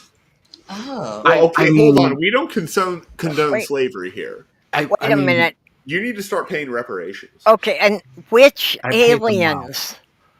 There are over 1,000 separate species in the Galactic Alliance. No comment. This stream is now classified above top secret and will be shut down momentarily. Okay, that's not how this works. Okay, the local law enforcement here is the cult. Yeah. And Maya's rule. Well, besides, the Galactic Alliance needs to know, because if they're in the quarantine zone without a permit, we've got to extract them. The permits are in order. We submit them directly to your office every year. Oh, okay. Well, at this point, we're just talking, Rhymes, you know I DMV would nonsense. never go against you. Okay. The Simpson, Martin Prince comes up with the ultimate invention, a baby translator. This device supposedly decodes infant babble into full-on English, and at first, the family just laughs it off as a joke. Marge even says, "You don't have to humor me." But surprisingly, it actually works. And what does baby Maggie say? "And lavish attention on me and entertain me." Talk about a game changer, right? In the episode, this invention opens up the possibility of parents truly understanding what their baby wants. No more guessing or feeling like you're playing detective all day. We're not quite there yet, but the idea is seriously cool. There's like whole TikTok channels devoted to this, isn't there? Yo, there's probably TikTok channels devoted to any, articulatable series of 3 words. Yeah. And a Reddit. There are TikToks devoted to how to understand what your cat is saying. Mm-hmm. Well, okay, that's not surprising at all. And, that's actually a valuable service. I'm just saying. Well, yeah, but they're wrong most of the time. Well, okay, that's fair. I've been living with cats all my life, and most of what they tell me doesn't work. You still have to listen to them. Cool. The conclusion of existence. The Simpsons have always been ahead of their time, but in one episode, they took it to a whole new level with a little apocalyptic drama. In a flash of pure Homer wisdom, he predicts the end of the world based on a passage from Revelation chapter 6, verse 13. Stars falling to earth, the rapture, the whole shebang. Didn't they just show Revelation 13, verse 6? Yes. Okay. At least the AI voice said it correctly. It drives me nuts when people say revelations. You know who else hates when people say revelations? Darth Dawkins. I actually will totally point it out. When I feel like I need to assert my dominance in some way. Yeah. Which is not that often. No, it's not what I would. Dr. Kip was talking. No, I'm done. Not when I was talking. Okay, I interrupt people. So, yeah, it's not revelations. It's revelation. Is there like a thing that he said? To blaspheme his name. That, what do you call it? I wonder if it was. I'm interested in this error now. If it was actually supposed to be revelation. Well, I'm wondering if it was an AI that was trained in Europe. Yeah. So it thinks the date it has to reverse the numbers for Americans. 6 verse 13. Stars falling to earth, the rapture, the whole shebang. It's 6:13, so they got the text wrong on the screen. Yeah. and fully quoted the wrong verse. So wait, hold on. Okay, so they said the right thing. They said 6 verse 13, and then the thing that they said out loud was that, right? Correct. Yes. Well, everything on the screen is 13.6. Yes. Yeah. Yes. Does 13.6 match this? No. So no, the prophecy or the text is that the stars of the sky fell to earth as the fig tree drops its winter fruit when shaken by a gale. Yeah, so they just put the wrong image on the screen. Yep. With the wrong text. But where's this text from? So that's Revelation 13:6. Okay, it is. They just got the well, because if they had mismatched 13:6 to the text, that also would have been a further level of hilarity. 6 verse 13. That would have been funny. Stars but they didn't. Falling to earth, the rapture, the whole shebang. Sounds like your typical end of the world stuff, right? Homer tells his friends and family that the apocalypse is coming, and when the day finally arrives, everyone's waiting for some big dramatic moment. But here's the twist. Nothing really happens, except Homer finds himself in heaven, of all places. No dramatic battle, no fiery chaos, just a big ol' surprise that he's chilling in the afterlife. This episode reminds us that the end could come at any time. But maybe it won't be as exciting as we think. Okay. Wait, what movie is this? Is that what it does? I don't know this movie. And Is that I agree. Maybe it won't be as exciting as they think. Probably not. Hey, I am waiting for the rapture. Is this the new or the most recent Independence Day movie? Oh, I mean maybe? maybe That's my best guess. Yeah, I think that is the. There was a recent John Boyce pretty good episode about Independence Day. It's great. Sorry. You know, I'm just a little waiting Simpsons for twist the on the whole. rapture so I can go around and collect all the cool stuff my Christian neighbors leave behind. Jillian says it looks like the second Independence Day weasels. God, second Independence Day movie. Has anybody seen that? I don't think I don't remember anything from it though. I only saw the first. No, the second one is newer. Yeah, the first one's good though. Yeah. But... Yeah, generally the second one will be newer than the first one. Well, okay, but I mean that's such a limited understanding of how numbers might work. Old doomsday scenario. They could have played that for some good comedy in Back to the Future by releasing episode 2 first and then releasing episode 1 at the end. Fair, yeah. That would have been badass. Totally. Personalized medicine and genetic advancements. In the classic episode Homer the Heretic, Homer visits a futuristic medical office where technology can instantly identify his health issues. It's a quick, almost comedic way to show how advancements in medicine could lead to personalized care tailored to your very DNA. But here's the kicker. This is no longer just TV fantasy. By 2025, we might be living in a world where personalized medicine isn't just for the super rich or Hollywood elites. We're already seeing real breakthroughs with CRISPR. We do. Yeah. We do indeed. Yeah, you just got to stick your finger deep enough into the USB socket and it'll diagnose you. WebMD. It's cancer. The answer is always cancer. It's always cancer. Maya, you don't even live in California. Why are you saying that? God. Editing technology and custom-tailored treatments that match your genetic makeup. Picture getting a health diagnosis where your doctor doesn't just guess, but actually knows exactly what's going on inside your body at the genetic level. Sounds like the future, right?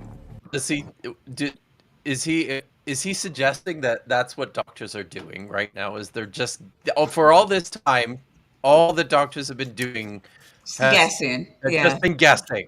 That's it, right? This is the innovation. So that one day, the doctors are no longer just going to have to guess. Yeah, they will have AI to guide their guesses. Okay. I mean, we have two doctors here. Well, the that's all future you might do, just right? Just guess. That's it. That's what I do. Well, they do get it wrong a lot. When I was born, they guessed I was a boy. That didn't work out. Yep. We're going to hit the play button. Here before we know it. The rise of 3D printed food. In the episode The Food Wife from season 23, Homer, Marge, and the kids are introduced to the futuristic world of 3D printed food. They get to taste a meal that's created by a 3D printer that builds food layer by layer, almost like a mini food factory. While this might have seemed like a hilarious, far-fetched concept back then, the idea of 3D printed food is no longer just a funny cartoon idea. It's becoming a reality. Companies around the world are developing 3D printers that create food, using everything from chocolate to pizza dough. Some are even trying to make these techie meals more sustainable by printing foods. What, these like are just like food? These are just fancy ways of like for putting food? on ingredients. That's not. Yeah, the printers don't create the food. They're just layering out whatever they were loaded with. Yeah, I thought like that's what they meant. Like that the printers growing the meat. And that's not how you do that. Listen, I want with people to protein-rich get a meal from me that actually looks edible for once, okay? It's simple as that. Well, okay, if they could print 3D food, that would be cool, because then we would finally have a way to share our snacks across the internet. I mean, yeah, that could be cool. I don't That's see true. how that's Yeah. possible. Where's Porpoise? Is AI just like wormhole food to like your friends, family, and colleagues? Well, it would have to be something about, like the printer assembling the different types of food from the basic molecules. Yeah, it's Well, not yes, in that's how the principle. food replicator works. It's not right? in principle impossible, but nobody has any idea remotely how to get anywhere near making anything remotely like that. But that doesn't mean it's impossible, but that's like 2 centuries from now. So we're not getting that in 2025. Is that what you're saying? No, we might get lab grown meats. Okay, Like sure, sure. artificially I mean, grown we're meat. that's already but happening, right? Right. Yeah, but that is a different thing that is now really coming to fruition. Like we've been But working on that for a I while. want CERN to develop a wormhole that will get Wolfgang Puck's creation into my living room in like now time. In your belly. Yes. Get in my belly. Exactly. And I want that to happen in 2025. We all want things. I made teriyaki for dinner tonight. If they can print. Wait, okay. Is it teriyaki or is it Noah's Ark flavored? I'll be right over, Kip. Teriyaki. I do have leftovers. Ingredients like algae or Okay, plant-based substitutes. if they can print By 3D meat, I'll hold my tongue. and someone accidentally gets their hand in the way of the scanner, is it still cannibalism to eat that? Oh, it's like The Fly now, where you're mixing the. Yeah, well, it would actually take the DNA code from a person's hand and decide that's the meat it's supposed to print. That sounds reasonable. Yeah, but would that still count as cannibalism? I mean, I think cannibalism should just be like socially acceptable, personally. Well, I think in emergency situations, I will definitely eat some of my neighbors before my cats. I don't eat friends. and honestly, half the people who live in this building could be outsmarted by cows. Damn. Fair.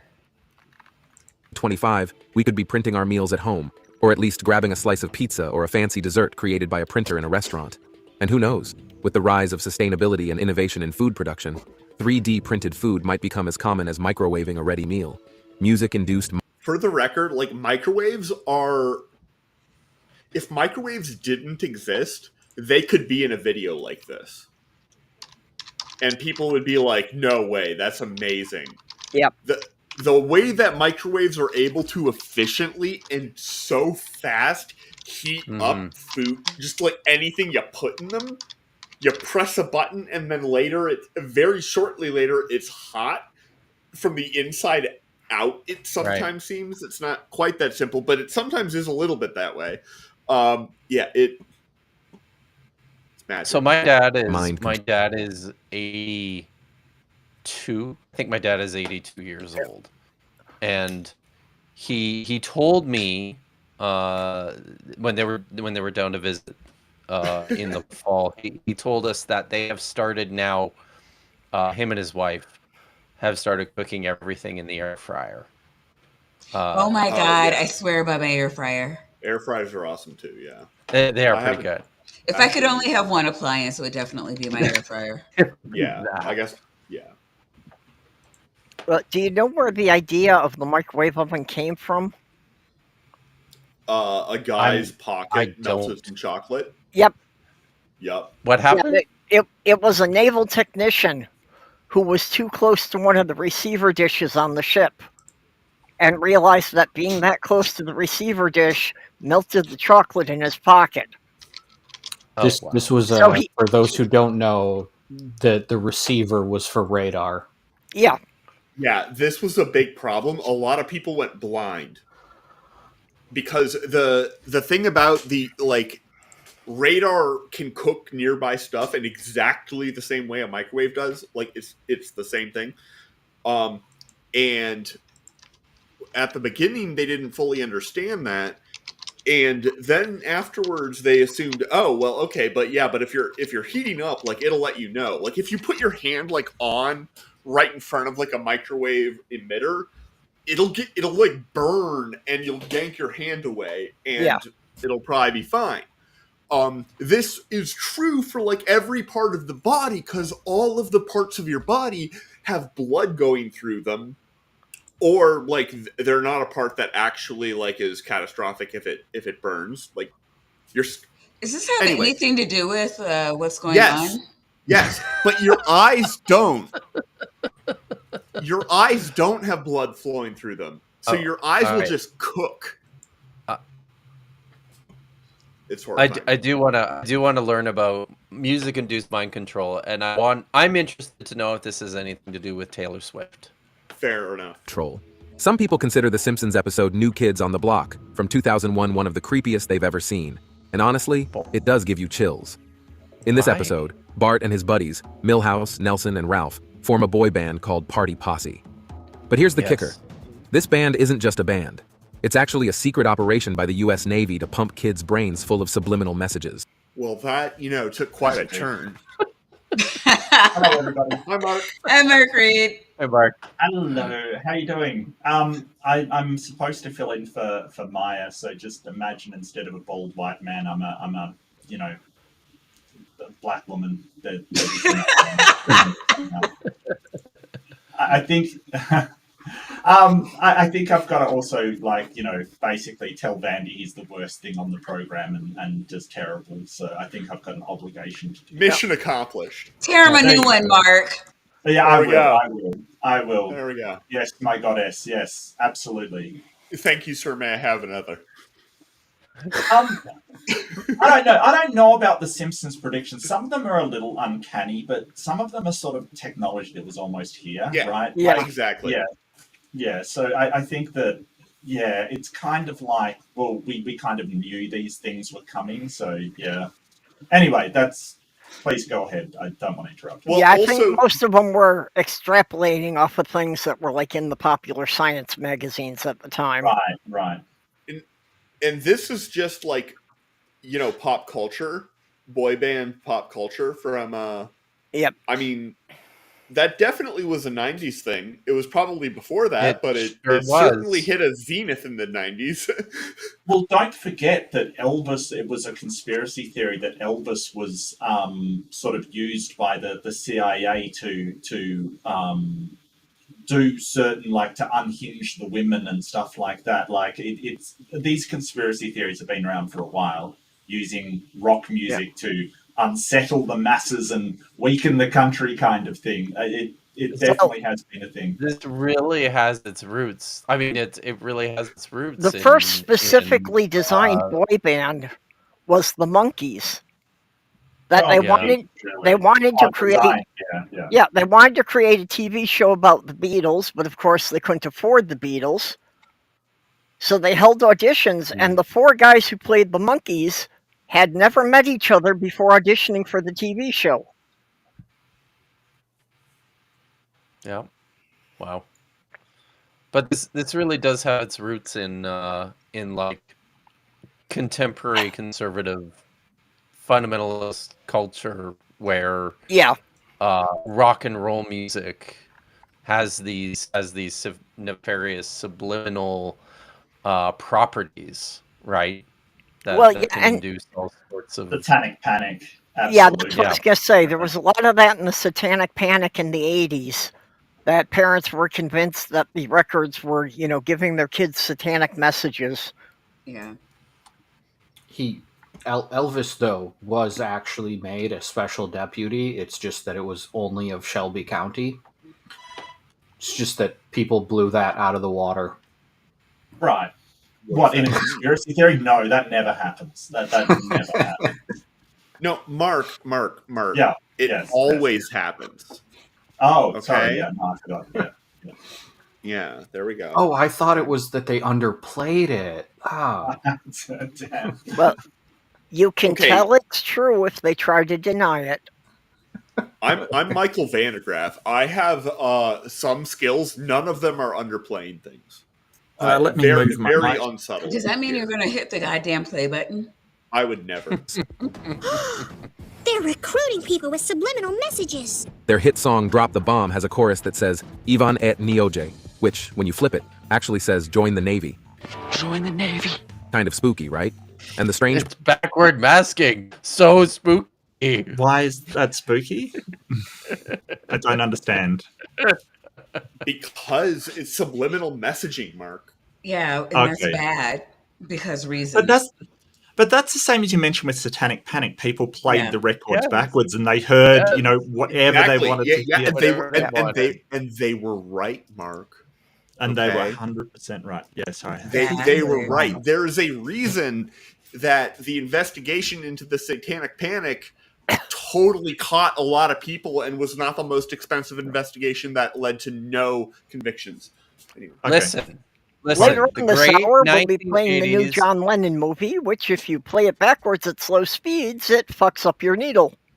There you go. Listen, the great 1980s Christian rock band, Petra, on their release of Judas Kiss from I think it was 1983 or 1984, had a section at the beginning of the song that was recorded backwards.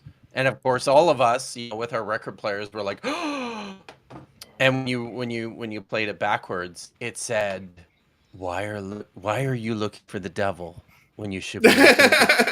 Yeah, they started doing that intentionally because, which is hard to do for the record. Yeah, it really is. I would think so. This episode feels like it's creeping close.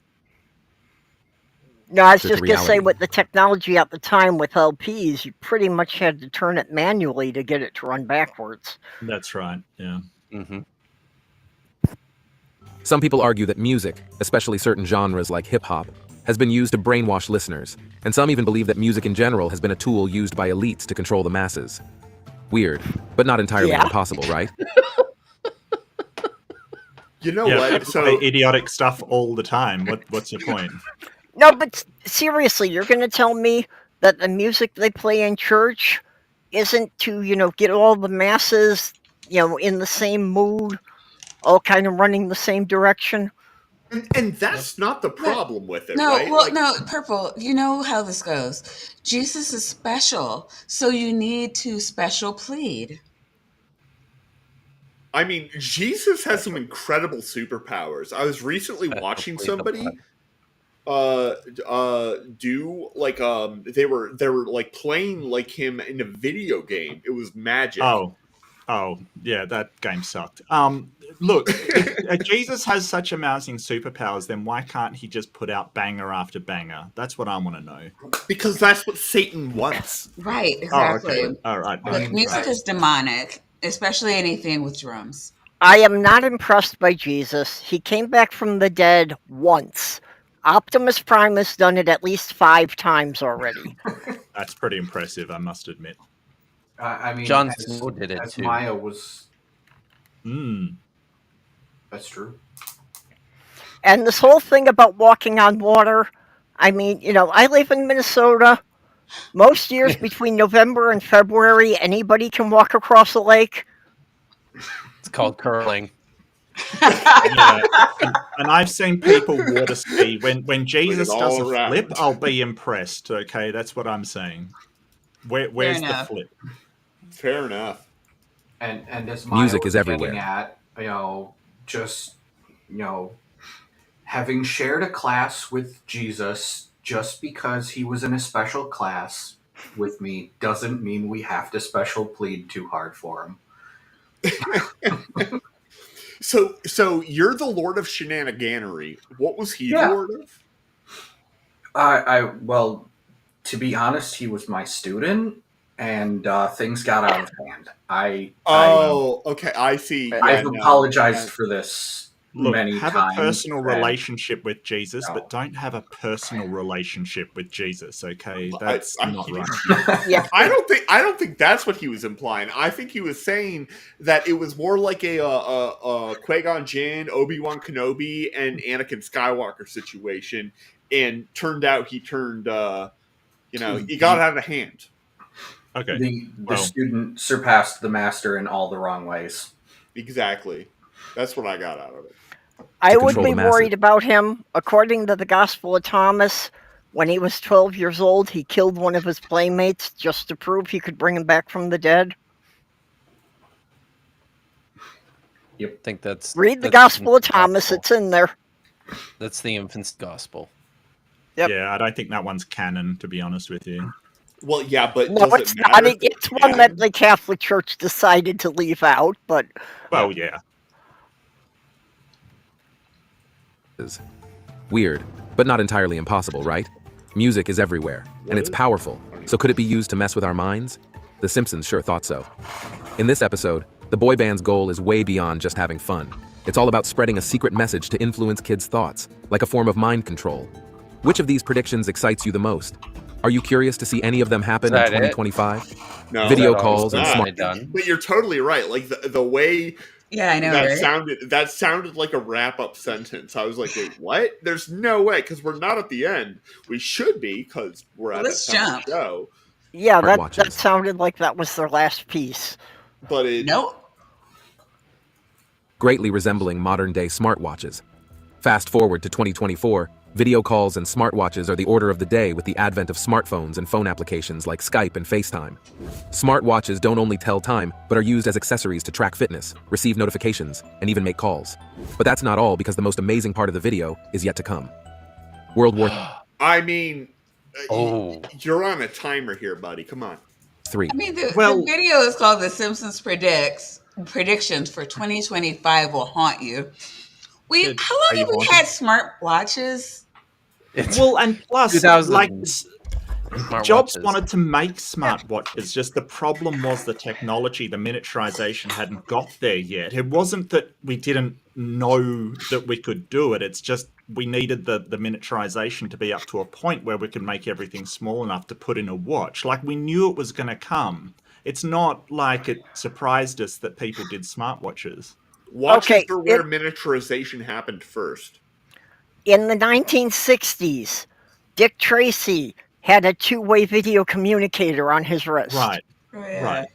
You know, this isn't something new they predicted. It's something that had been in pop culture for decades. What they didn't predict was the form factor. The form factor turned out to be a rectangle with a screen that you could just touch and do anything with. Like, that turned out to be the form factor. Tricorders don't look exactly like that. They have buttons and stuff. All of this stuff, a smartphone is just a slab of magic, right? That's why they were called tricorders, because they were still trying them out. They hadn't got them perfected yet. As Justin, our lovely Yahooligan, is pointing out, and I was just looking at, the smartest watch, the Casio C80, was the smartest watch ever invented, in my opinion. Okay. And it came out in 1980. All it had was a calculator. Everything since has 'cause been it's a lot dumber. I'm like, you said Casio, and I'm like, they make calculators. Correct. They made a watch that was a calculator. They also make watches. Yeah. They also make keyboards, like music keyboards. Yeah. Yo, I mean, I need to get a Casio watch. I wanted a calculator watch so bad when I was a kid. They still have them. I wore one for 5 years.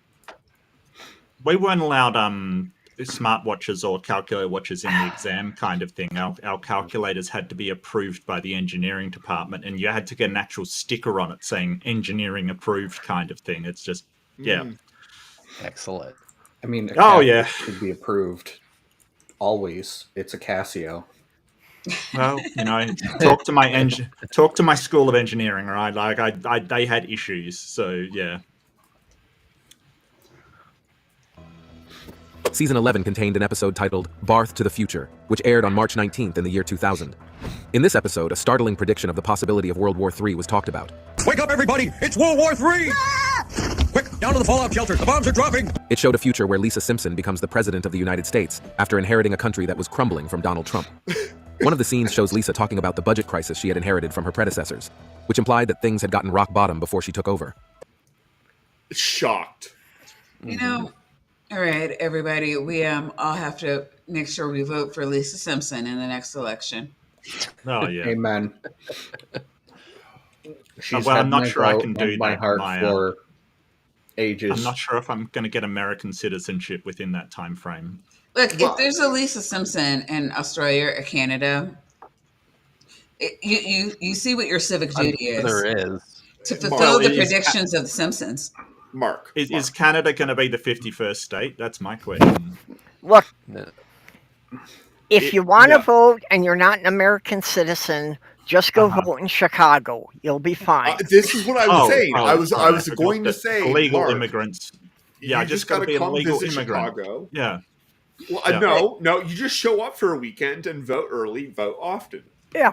I've had it on quite good information that the illegal immigrants are allowed to vote. Okay, I've heard it multiple times. Aren't or are? Are allowed to vote. Look, I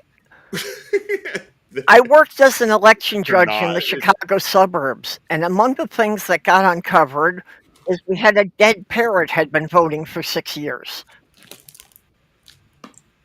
Wow. I don't know. I've made the case. No woman is ever going to be allowed to run for president for another 50 years in the United States. And I think that ship sailed. I think I'm going to be covered in maple syrup and thrown to the beavers, quite frankly. The Canadians are so mad at me right now. Which is why we've only I ever would like- had. Go ahead. No, I was just going to say we've only ever had one a woman prime minister in Canada, and she lasted for I think it was less than 6 months, and that was back in the early 90s, I think. Hey, it's better than the last one the UK did. What did she last? 43 days? True.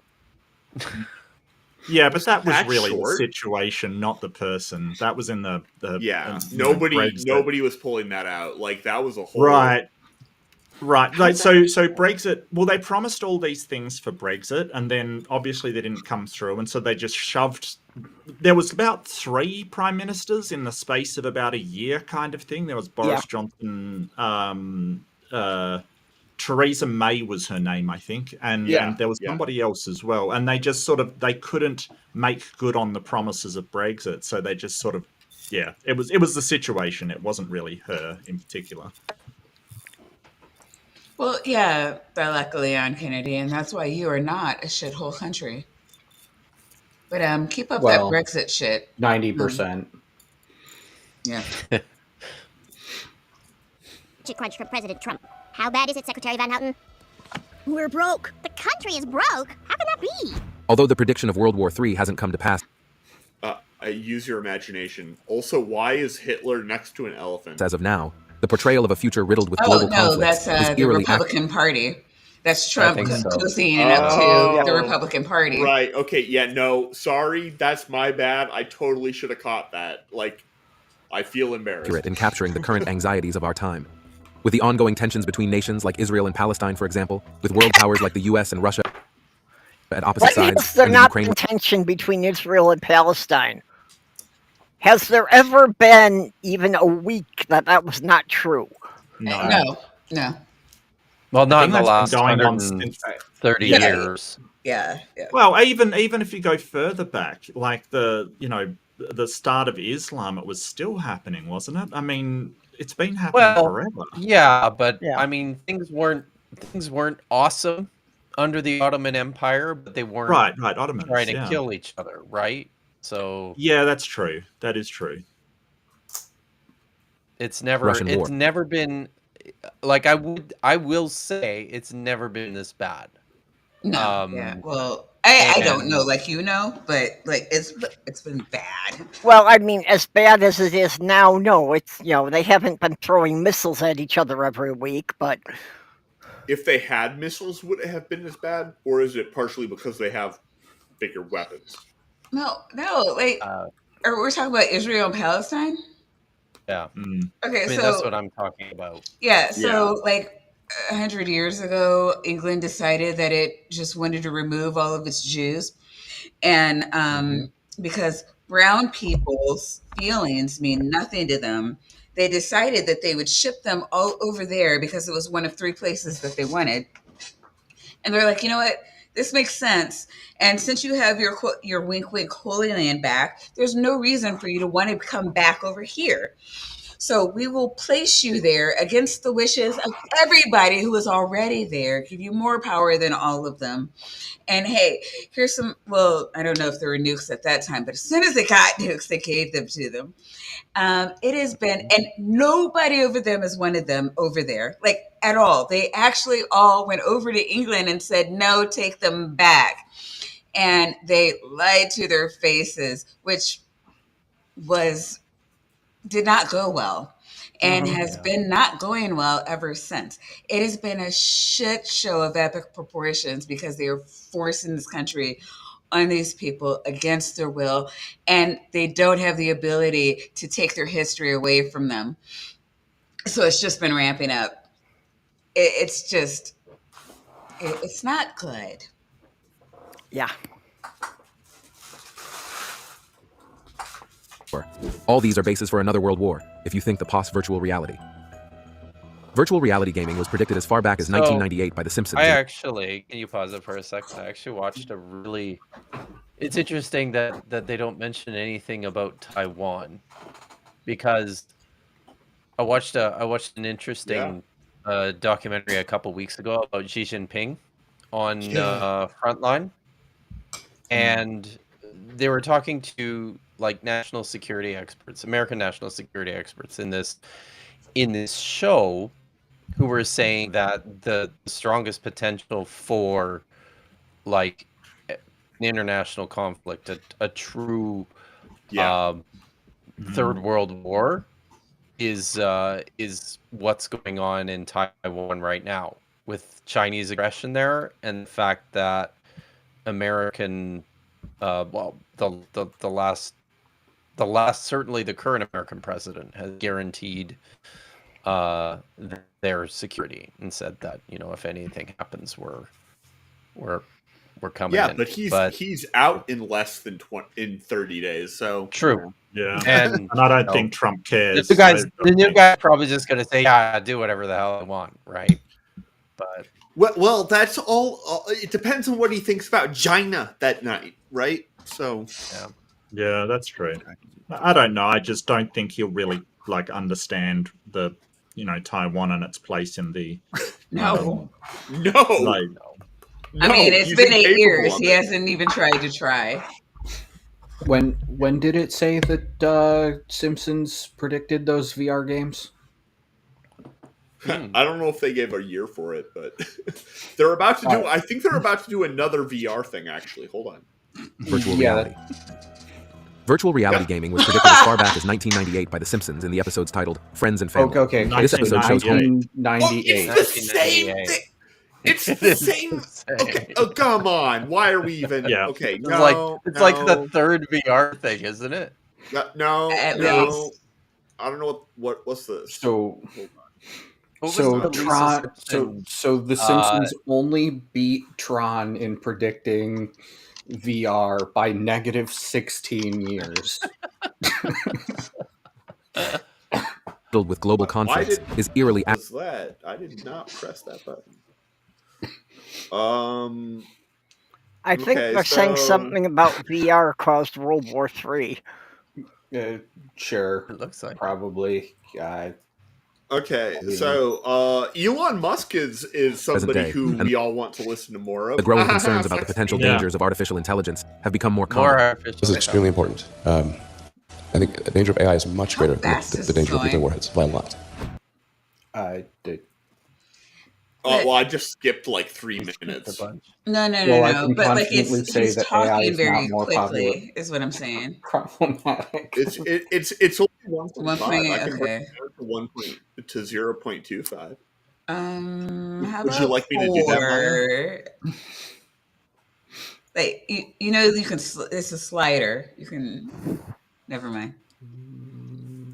I don't know how sliders work. Just press the While we button. haven't experienced a full-blown AI apocalypse, there are growing concerns about the misuse of AI technology and its potential impact on society.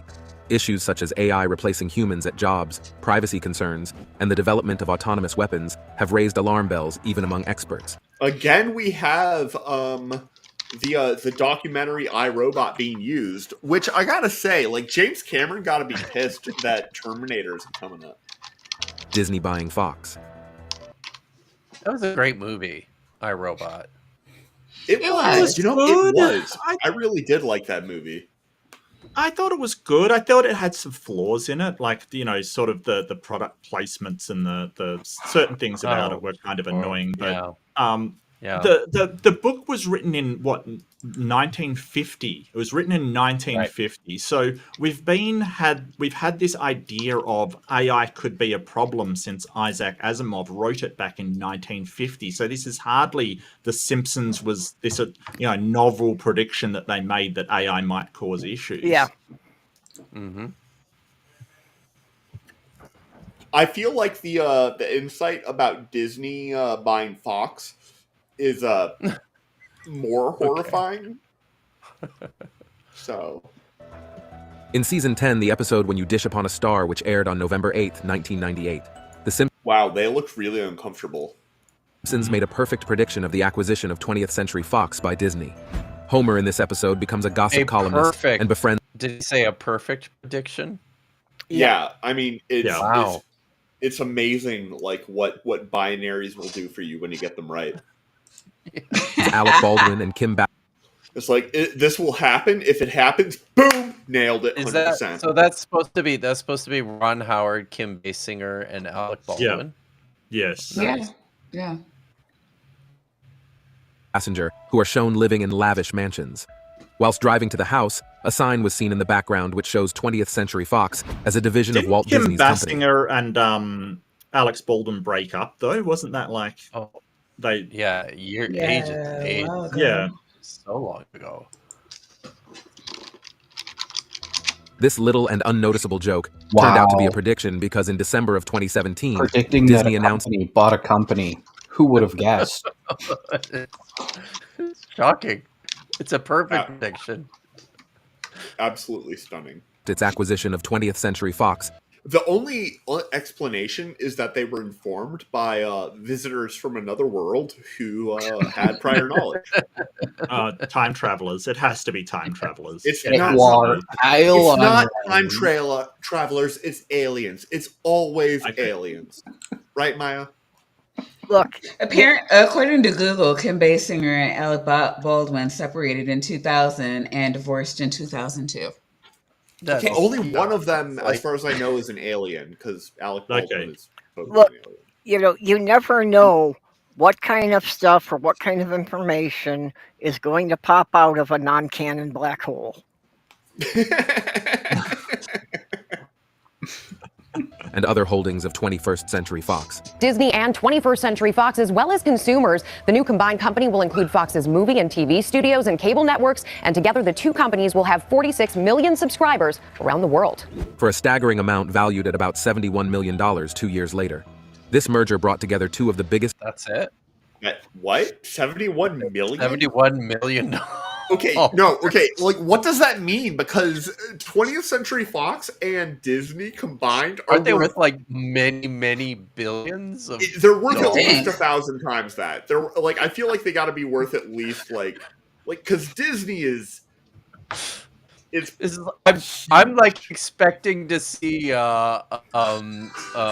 what's his name, the Austin Powers guy, Dr. Evil. Yeah. $1 million. $1 million. I have the haircut for Dr. Evil. You do. Yeah, you do. Okay, I'm going to $1 guess this deal was done because it was some way for Fox to get out of a bunch of lawsuits. You know what? I think it might have been a merger rather than an acquisition, to be honest with you. They said that, though. They said, And together, the two companies will have combined company will include Fox, Disney, and 21st Century Fox, as well as consumers. The new combined company will include Fox's movie and TV studios and cable networks. And together, the two companies will have 46 million subscribers around the world. For a staggering amount valued at about $71 million 2 years later. This merger brought together two of the biggest giants in the world of entertainment. So the AI voice described it as a merger, which is not the most reliable source, but it was clearly a merger. I mean, when a big company buys another company, it's still a merger, even if you don't. Is it? It was an acquisition. Okay, maybe I'm wrong. I don't know what acquisition is. I did not follow it. I don't think Sure. Breaking Bad is a Fox property, is it? I don't think it's either. I mean, it's the greatest TV show of all time. Yes, it certainly is. It's amazing. I believe that it was an acquisition because it didn't include Fox News or the Sports Center stuff. Okay. And it is personally my theory that Disney threatened to reduce the price by $50 million if it included Fox News.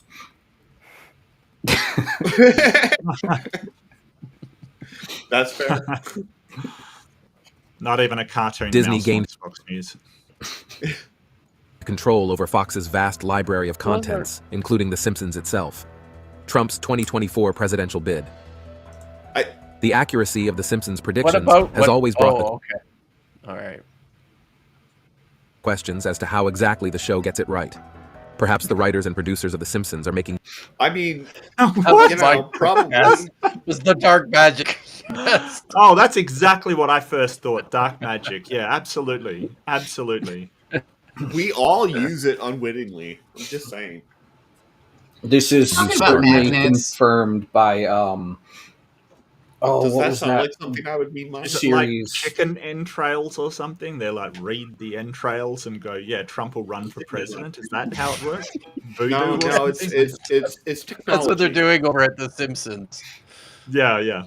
That's in the writers' room. It's just wall to wall. They're reading their chickens. They're reading their Chick-fil-A entrails. Oh no! It's a big no! Crowd. What's gonna happen next? Obviously, However, this is confirmed by the Disenchantment show, which is clearly the bridge Oh, between yeah, The that's Simpsons true. and Futurama. That's true.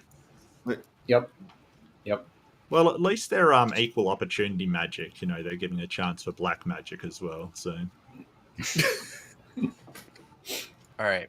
They took it up a notch with their most dramatic prediction about Trump's 2024 presidential ambition.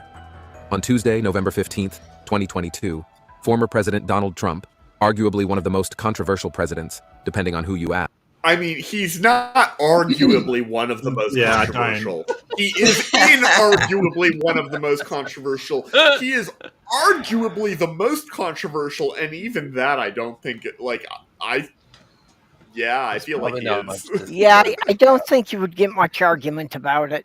I don't know who else is more controversial in this country's history than Donald fucking Trump. Jesus Christ. Can't think of a single one. Real quick though, Native Atheist wants to wish me a happy belated birthday, and I do appreciate that. We were not here last week because I was pretty adamant about not working on my birthday, so which included finding subjects for the show. So. Yeah, that and mostly hanging out with me. It's work. Being friends with a weasel is work. There's just so many of you. Yeah. To reclaim the throne he lost in 2021.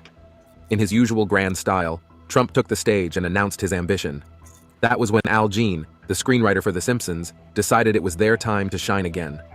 Sharing a scene from a 2015 episode of the animated series, Gene showed the world that they had predicted this long before Trump declared his intentions. I just started drawing pictures of Homer floating around in Trump's hair. And, it's this whole sort of back and forth thing that they write something, I draw something, and then the team draws something. It's fantastic. In the 2015 episode titled Bart to the Future, Homer Simpson flies past a sign in the background that's not. In 2015, he was talking about it, wasn't he? I guess it depends on what part of 2015. About running for president. Yeah, because he's had. I mean, he tried a couple times, right? Like before that. Yeah, before that. All the Yeah. way back in 2015. Yeah, he was talking about it. But yeah, I mean, he'd been talking about it since like late 90s. And he did run as the Reform Party, and actually John Boyce just John Boyce and like SB Nation released some videos recently about the Reform Party's like runs in 96 and like 2000 and whatnot. Yeah, in apparently 92. Donald Trump's first campaign speech was in 1987, according to Politico. Oh, wow. Yeah, I could believe that. Yeah, apparently he stepped out of a helicopter in New Hampshire and delivered a rousing message of total American failure in 87. So he's been doing this for ages. Well, how many times has he actually filled out the paperwork to appear on a ballot? 2000 was his first official one. So, yeah. Is the big deal here though that in 2015 somebody showed a Trump? Is that supposed to be a Trump 2024 sign? Yeah, which it's just not that impressive. Yeah, can you take that Jestre guy out of here? Yeah. Okay, there we go. Someone will just Yeah. I mean, but yeah, it's not like I don't know. It's whatever. You laugh, Kip, but Jestre follows me everywhere I go. I can't get rid of him. We don't know. However, this was way before Trump was ever president. These different predictions. That was okay. With their level. 2015 was not way before Trump was ever president, though. No, is the thing. It was the year before. Trump it was the year before he won it. Like he was campaigning, wasn't he? He joined. Yeah, no, because it would have been in like November 2015, I think, because the primaries take like a hot second. Yeah, longer than any other countries. Yeah. Level of accuracy has been shocking to everyone, but the next one takes it to another level. Tragic submarine accident. A prediction that left a bit.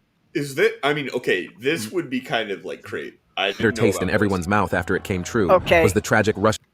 How many times has this narrator said the next one takes it to another level?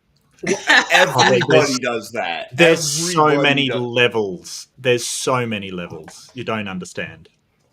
There's all the levels. There's always another level. Okay, it's like level section. This is actually the first time, though, that it's been true, because it's taking it thousands of leagues under the sea. That's fair enough, but maybe 20,000. I don't. That's not vertical, though. Most of that's horizontal. Yeah. I don't think you can go 20,000 leagues down.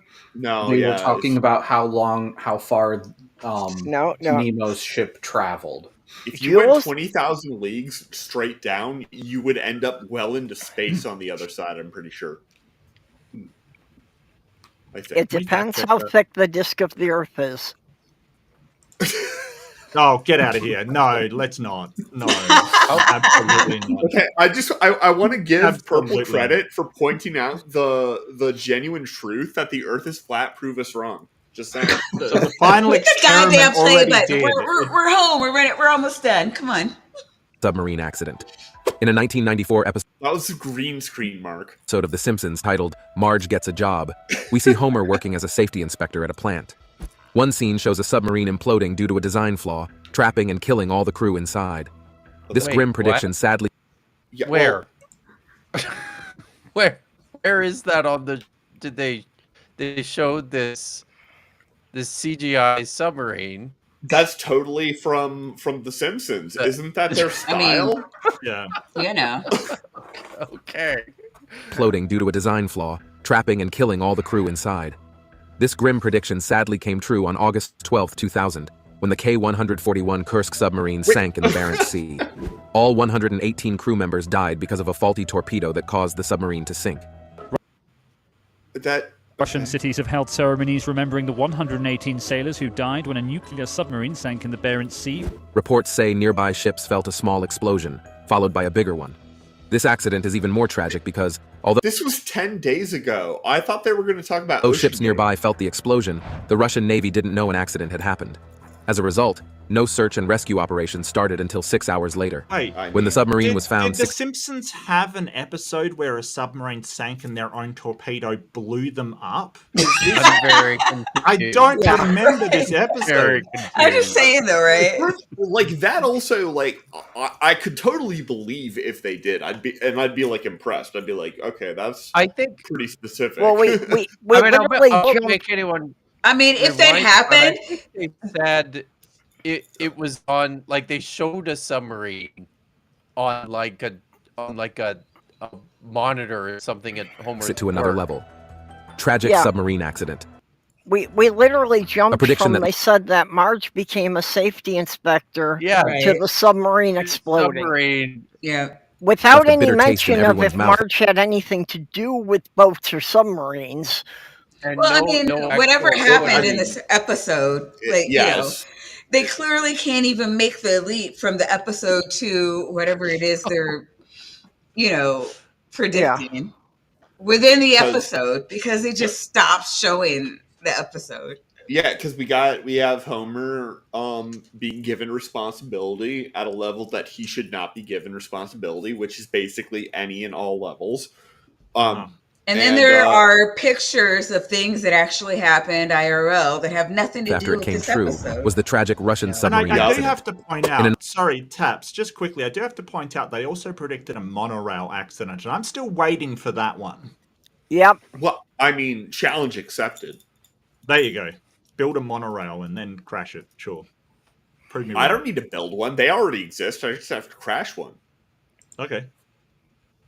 Disneyland's crashed about 4 or 5 of them. Well, Jillian yeah, said but there's no episode with an exploded submarine. Imploding. well, submarine. there we go. You got good I'm call. I'm also proud 1994 of them for not making the connection of submarine to Ocean Gate because that was a submersible, not a submarine. I'm wondering if this may have been done before Ocean Gate. That is Yeah. a distinction with barely any difference. That doesn't have anything to do, in my opinion, with the root words involved. Episode of The Simpsons titled Marge Gets a Job, we see Homer working as a safety inspector at a plant. One scene shows a submarine imploding due to a design flaw, trapping and killing all the crew inside. This grim prediction sadly came true on August 12, 2000, when the K-141 Kursk submarine sank in the Barents Sea. All 118 crew members died because of a faulty torpedo that caused the submarine to sink. Russian cities have held ceremonies remembering the 118 sailors who died when a nuclear submarine sank in the Barents Sea. Reports say nearby ships felt a small explosion, followed by a bigger one. This accident is even more tragic because, although ships nearby felt the explosion, the Russian Navy didn't know an accident had happened. As a result, no search and rescue operation started until 6 hours later. None of this When the has anything to do with the episode. This is so stupid. Yeah, I mean, we got 22 more seconds. Submarine was found 16 hours after the rescue operation began. It was already 354 feet deep on the ocean floor. Wow. Let us know your thoughts in the comment section below. I mean, If was you that enjoyed even the worth the extra 22 seconds? Like, we could have just, whatever. Can't you hear the creepy music? It's creepy. Can't you hear that music? Creepy music is creepy. That is true. Oh, yeah, absolutely. They do not know how to do an outro. We have a great outro, by the way. Stick around for the outro. Just saying. All right. Actually, I'm going to throw Purple up here. Purse. You have a big week coming up. Yeah, we're doing our 48-hour holiday marathon. That's starting 5 a.m. on Christmas Eve and running till 5 a.m. on Boxing Day. We're going to be doing a marathon relay that we will constantly have somebody streaming and just passing it from one channel to the next nonstop. So if anybody needs some place to come and just hang out and chat with friends anytime on Christmas Day anywhere in the world, we'll have somebody live. And so, do you have all your slots filled right now? Yes. Oh, thank God.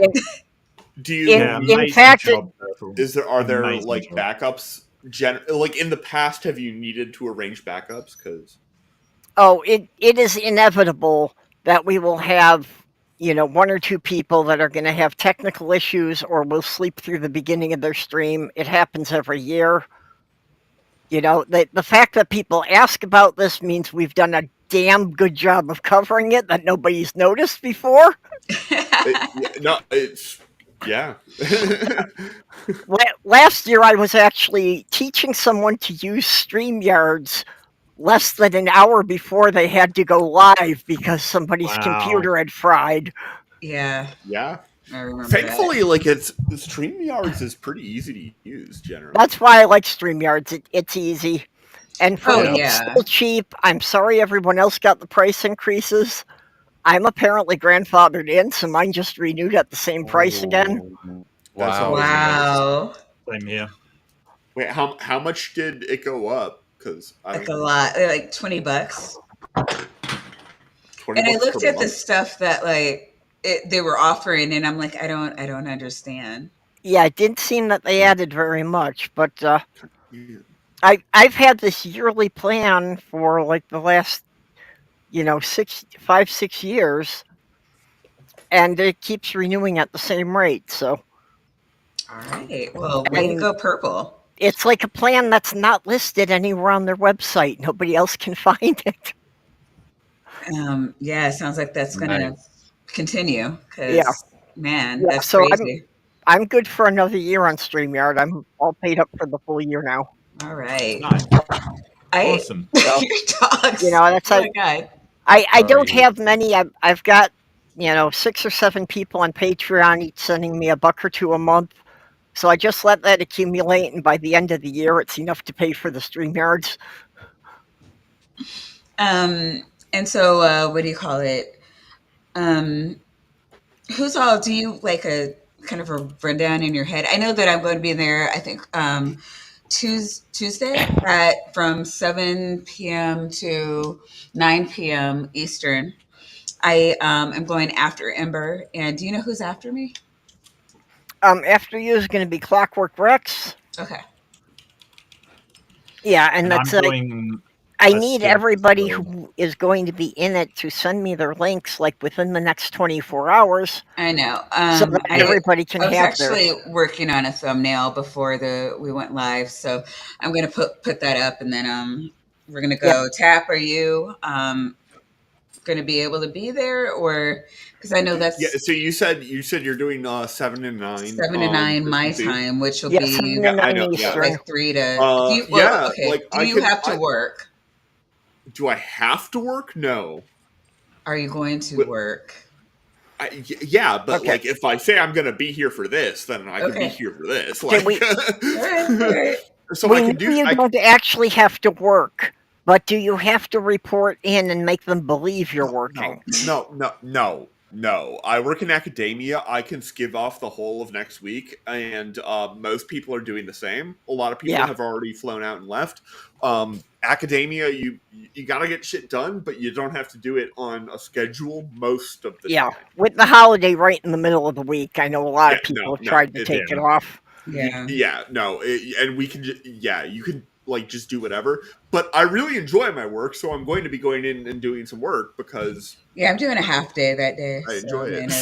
Yeah, but it's not. Well, I'm doing 11 p.m. till 1 in the morning Christmas Eve, so the midnight graveyard shift on Christmas Eve, which is fine for me. So that should be fun. And I've sent mine over to you, Perp. I've just sent it by Discord, my link. I told Al Trucker that I would go with him if he's still doing a slot. Yeah, Mark, that's 11 to 1 New York time. Yeah, Eastern time. Yep. Right. Yeah. Eastern time. Yep. Yeah, that you're crossing the border between Tuesday night and Wednesday morning there. Oh, Mark's bringing in not the New Year, Christmas for East Christmas. Coast? Yeah. All right. Yeah, cool. but don't forget, it's like But it's midday for me, so it's totally fine. Like I'm not Yep. even Well, staying up nobody late. cares about what you do. It's Well, gonna be you're gonna be yeah, I it's gonna be thought Christmas for someone me. might.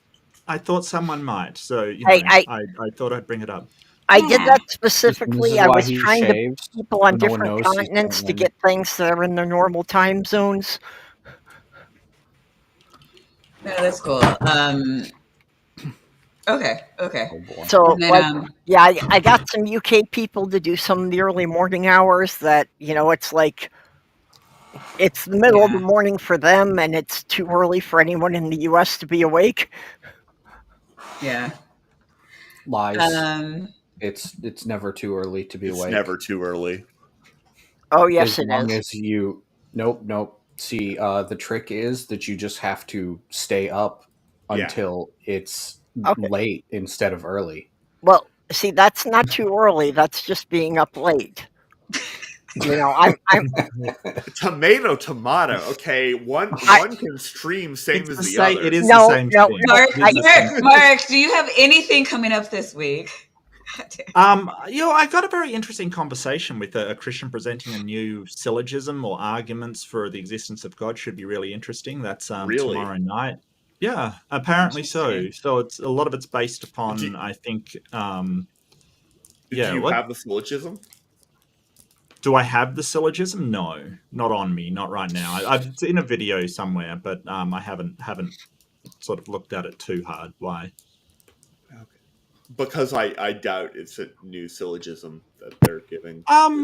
Maybe. But, I mean, he says it. Yeah, but, well, it seems to be pretty reasonable. So I just really want a reasonable conversation fair enough. at some Yeah, point. I don't want to be a dick. Like for some reason, Vandy, I can't get a reasonable conversation. I don't know why that could be. Just saying, like, not pointing at anybody like Vandy at all. But like a reasonable conversation. And I'm going to do and on Wednesday is the Christmas thing. So I just also want to give a big Purple. What you've done is so amazing, and I can't imagine the work that it's taken to herd us atheist cats together, because I can't get us together at the best of times. So what you do is absolutely amazing. I have 50 years experience of herding cats and 25 There you years go. experience of herding pagans. Yeah. So, you're a much just going better to person than atheist me. isn't much worse. Yeah, you're not much better person than me, absolutely. But yeah, fantastic work. All right. Okay, I just got to ask, is syllogism what happens when a clown jacks off? Absolutely. Oh. It is when a jester does. Oh, I should have had that. I did not need that visualization. I really did not. I did. Thanks. That's even worse. There's a reason you're my animal companion in D&D. Yeah. Dr. Kip, you have anything coming up this week? I'm premiering a video tomorrow morning. Tomorrow morning. Yeah. 9 a.m. Pacific. God. So I guess that's kind of afternoon for some of you guys. Yeah, I guess it's around lunchtime, which is acceptable. But I'm really tired of you doing this stuff when I'm working. It's getting really, really obnoxious. That's perfect timing for me. I'm not doing anything at 9 a.m. I'm just like waking up and I'm awake, but like I'm getting ready to leave for work. So it's great. I don't work early. Nobody matters but me. Like, I don't understand why nobody. No, see, any time that has an AM after it is too early to wake up. These are facts. So, yeah, probably the last thing I'll do before the new year.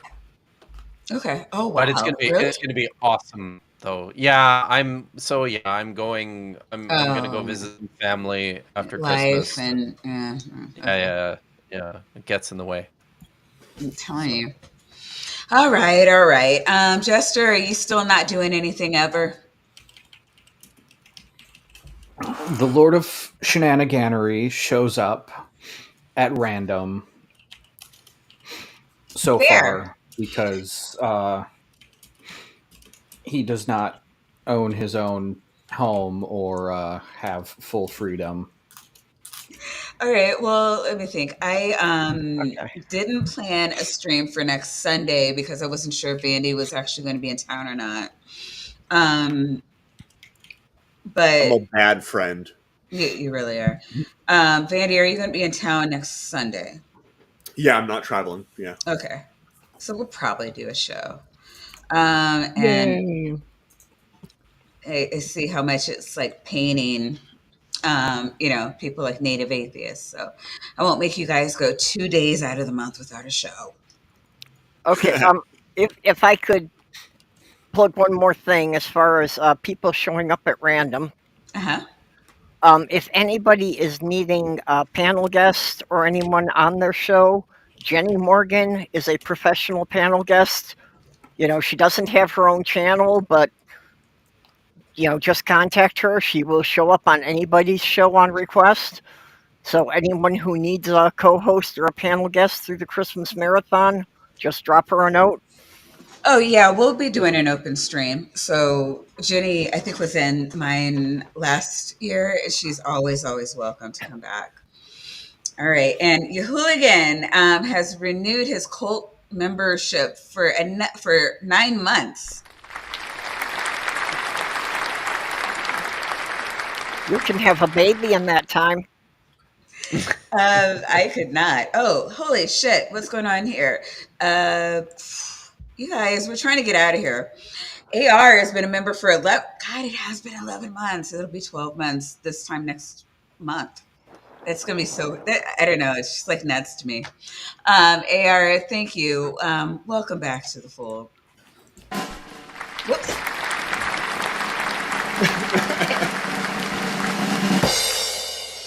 That actually worked pretty well. Yeah, actually, right. Yeah, true. Almost a year now. What's going on? Dr. Tapioca Weasel has remained a cult member for 11 months. Weasel cult? Yeah, I don't know how you're your own cultist, but that keeps happening. Quantum physics is confusing. Indeed. Mark Reed. I can't find anything over here. Nope, that's not what I wanted. That, again, still worked. Right. Mark's a member for 8 months. There we go. What's with the rim shot? I know, right? Mark, welcome back to the fold. Thank you for your, thank you. I am too tired right now.